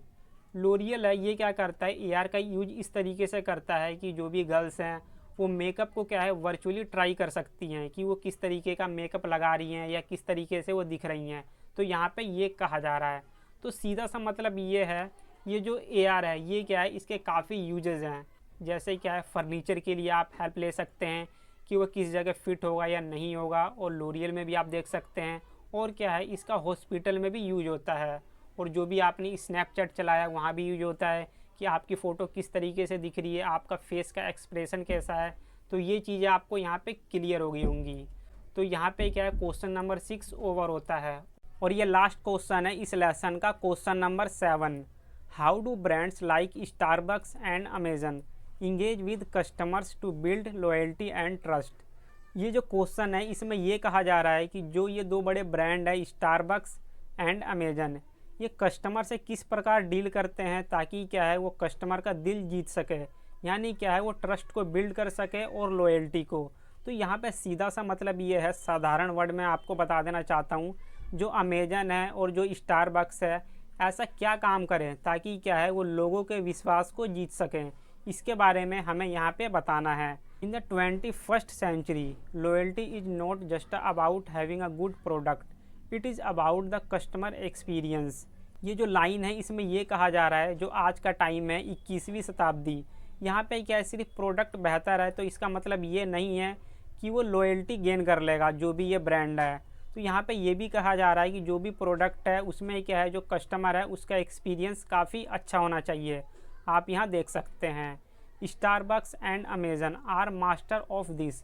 और यहाँ पे ये भी कहा जा रहा है जो स्टारबक्स है एंड अमेजन है ये क्या है, कस्टमर को लुभाने के लिए काफ़ी सर्विसेज देते हैं ताकि क्या है उनका जो एक्सपीरियंस है काफ़ी अच्छा रहे। और जो ये दोनों ब्रांड है ये क्या है एक इफ़ेक्टिव तरीका अपनाते हैं ताकि क्या है जो कस्टमर्स है उनका जो भी इन्वायरमेंट जोन है, इकोसिस्टम है, वो उसमें बने रहें। ठीक है, ताकि क्या है जो कस्टमर्स हैं उनके एरिया को ना छोड़ सके, यहाँ पे ये कहा जा रहा है। आगे देख लेते हैं। और यहाँ पे आप देख सकते हैं केस स्टडी है Starbucks the third place and digital reward. तो यहाँ पे क्या थर्ड प्लेस के बारे में आपको बताया जाएगा, और जो डिजिटल रिवॉर्ड है, थर्ड प्लेस का मतलब यहाँ पे ये है काफ़ी अच्छा एक्सपीरियंस, मतलब एक अलग लेवल का। और यहाँ पे क्या है आपको डिजिटल रिवॉर्ड भी मिलता है जब आप क्या है ऐप को डाउनलोड करते हैं। तो यहाँ पे हम देख लेते हैं Starbucks engages customers bye focusing on the physical environment and digital convenience. और जो स्टारबक्स है वो क्या कोशिश करता है, फिजिकल इन्वायरमेंट मिले अच्छा और डिजिटल कन्वीनियंस हो। तो यहाँ पे आप देख सकते हैं the third place concept. Third place का मतलब यहाँ पे क्या है आप देख सकते हैं Starbucks brand itself as the place between work and home by offering free Wi-Fi, comfortable seating and a consistent atmosphere they engage customers need for community space। तो यहाँ पे क्या है जो थर्ड स्पेस है, यहाँ पे इसका मीनिंग आप देख सकते हैं। यहाँ पे क्या है एक कंफर्टेबल जोन रहता है, फ्री वाईफाई मिलता है, कंफर्टेबल सीट होती है और काफ़ी अच्छा इन्वायरमेंट जो भी एटमॉस्फेयर है वो रहता है। और क्या है एक कम्युनिटी स्पेस मिलता है, वहाँ पे क्या है आप जाकर एक मीटिंग कर सकते हैं, बात कर सकते हैं, यानी क्या है एक अच्छा इन्वायरमेंट होता है यहाँ पे, इसीलिए क्या है इसे एक थर्ड प्लेस कहा गया है। ठीक है, तो ये चीज़ें आपको पता लग गई होंगी। और इसमें नेक्स्ट पॉइंट है द स्टारबक्स रिवॉर्ड ऐप। तो यहाँ पे मैं आपको बता देता हूँ जो भी इनका ऐप है उसमें क्या है आप अर्निंग कर सकते हैं। उससे क्या होता है आप फ्री ड्रिंक ऑर्डर कर सकते हैं। और यहाँ पे एक और पॉइंट है मोबाइल ऑर्डर एंड पे। और क्या है आप इनके मोबाइल ऐप से ऑर्डर भी कर सकते हैं जो भी फूड बेवरेजेस होते हैं, और क्या है उनका पेमेंट भी आप कर सकते हैं। Removing the friction of waiting in line, और क्या है आपको वेट भी नहीं करना पड़ता, और क्या है आपको लाइन में भी लगना नहीं पड़ता, ये यहाँ पे कहा जा रहा है। तो ये पॉइंट आपको क्लियर हो गया होगा। और ये सेकंड केस स्टडी है अमेजन के बारे में, आप ये देख सकते हैं, कस्टमर ऑब्सेशन एंड सीमलेसनेस। और ये नेक्स्ट स्टडी है अमेजन के बारे में, आप देख सकते हैं, customer obsession and seamlessness. Customer obsession का मतलब यहाँ पे ये है कि जो कस्टमर होता है किसी भी प्रोडक्ट को लेकर के क्या है जुनूनी हो जाता है, यानी ऑब्सेस्ड हो जाता है, ये कुछ इस तरीके से मार्केटिंग करता है, कौन, अमेजन। एंड सीमलेसनेस यानी क्या है, नो इंटरप्शन, यानी कोई भी इशू नहीं होता है। सीमलेसनेस का मतलब ये होता है। Amazon engagement strategy is built on the pillar of customer obsession, यानी क्या है ये इस तरीके से रणनीति बनाता है ताकि क्या है कस्टमर ऑब्सेस्ड हो जाए किसी चीज़ को लेकर के।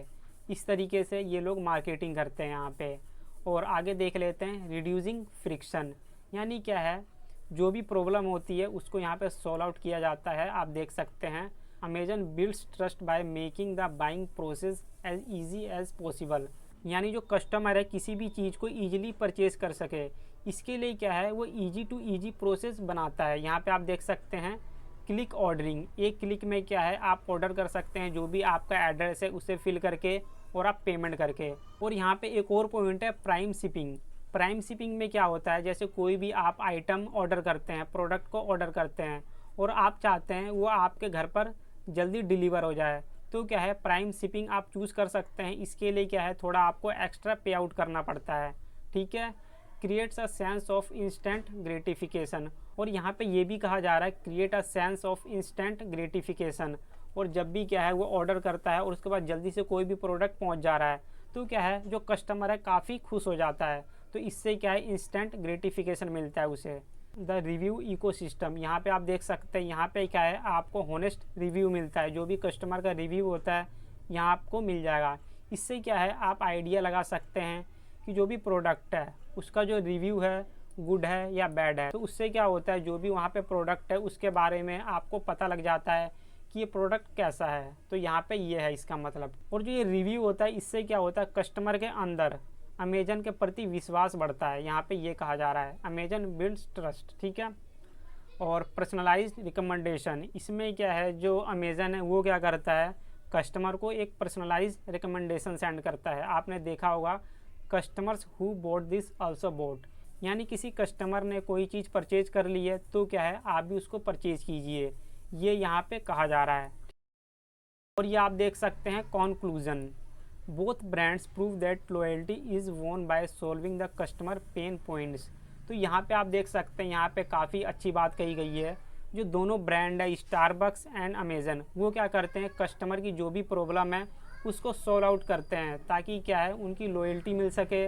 और यहाँ पे काफ़ी अच्छी बात कही गई है, आप देख सकते हैं जो दोनों ब्रांड है स्टारबक्स एंड अमेजन, ये क्या करते हैं जो भी कस्टमर्स होते हैं उनकी प्रॉब्लम को सॉल्व आउट करते हैं ताकि क्या है जो कस्टमर है उनके प्रति क्या है एक ट्रस्ट बिल्ड कर सके। तो ये सारे पॉइंट आपको क्लियर हो गए होंगे। और आगे हम देख लेते हैं, ये आप देख सकते हैं लेसन नंबर 2 है ब्रांड पोजीशनिंग। ये आपको क्या है मैं नेक्स्ट वीडियो में पढ़ाऊँगा। और क्या है आप में से किसी भी स्टूडेंट को ये नोट्स चाहिए तो आप मेरे इस व्हाट्सएप पर कांटेक्ट कर सकते हैं। और क्या है ये काफ़ी इंपॉर्टेंट क्वेश्चन है जो मैंने आपको पढ़ाए हैं, और जो बाकी क्वेश्चन है आप खुद भी यहाँ देख सकते हैं। और इसमें जितने भी लेसन है उससे रिलेटेड मैंने यहाँ पे क्वेश्चन और आंसर दोनों लिख रखे हैं। और ये 8th सेमेस्टर के लिए काफ़ी इम्पोर्टेंट है, यदि आप इसे पढ़ के जाते हैं तो क्या है आप अच्छे मार्क्स स्कोर कर सकते हैं, यहाँ पे आप देख सकते हैं। और मैं आपको नेक्स्ट वीडियो में क्या है जो सेकंड लेसन है आपको मैं पढ़ा दूँगा। ये आप देख सकते हैं लेसन नंबर 3 है ब्रांड एक्सटेंशन। और मैंने वेबसाइट का लिंक भी दे रखा है, जो हमारी वेबसाइट है वहाँ पे क्या जो भी आपके सब्जेक्ट हैं उनके नोट्स मिल जाएंगे। और मैं आपको लास्ट लेसन इसमें दिखा देता हूँ जो लेसन नंबर 7 है एक बार।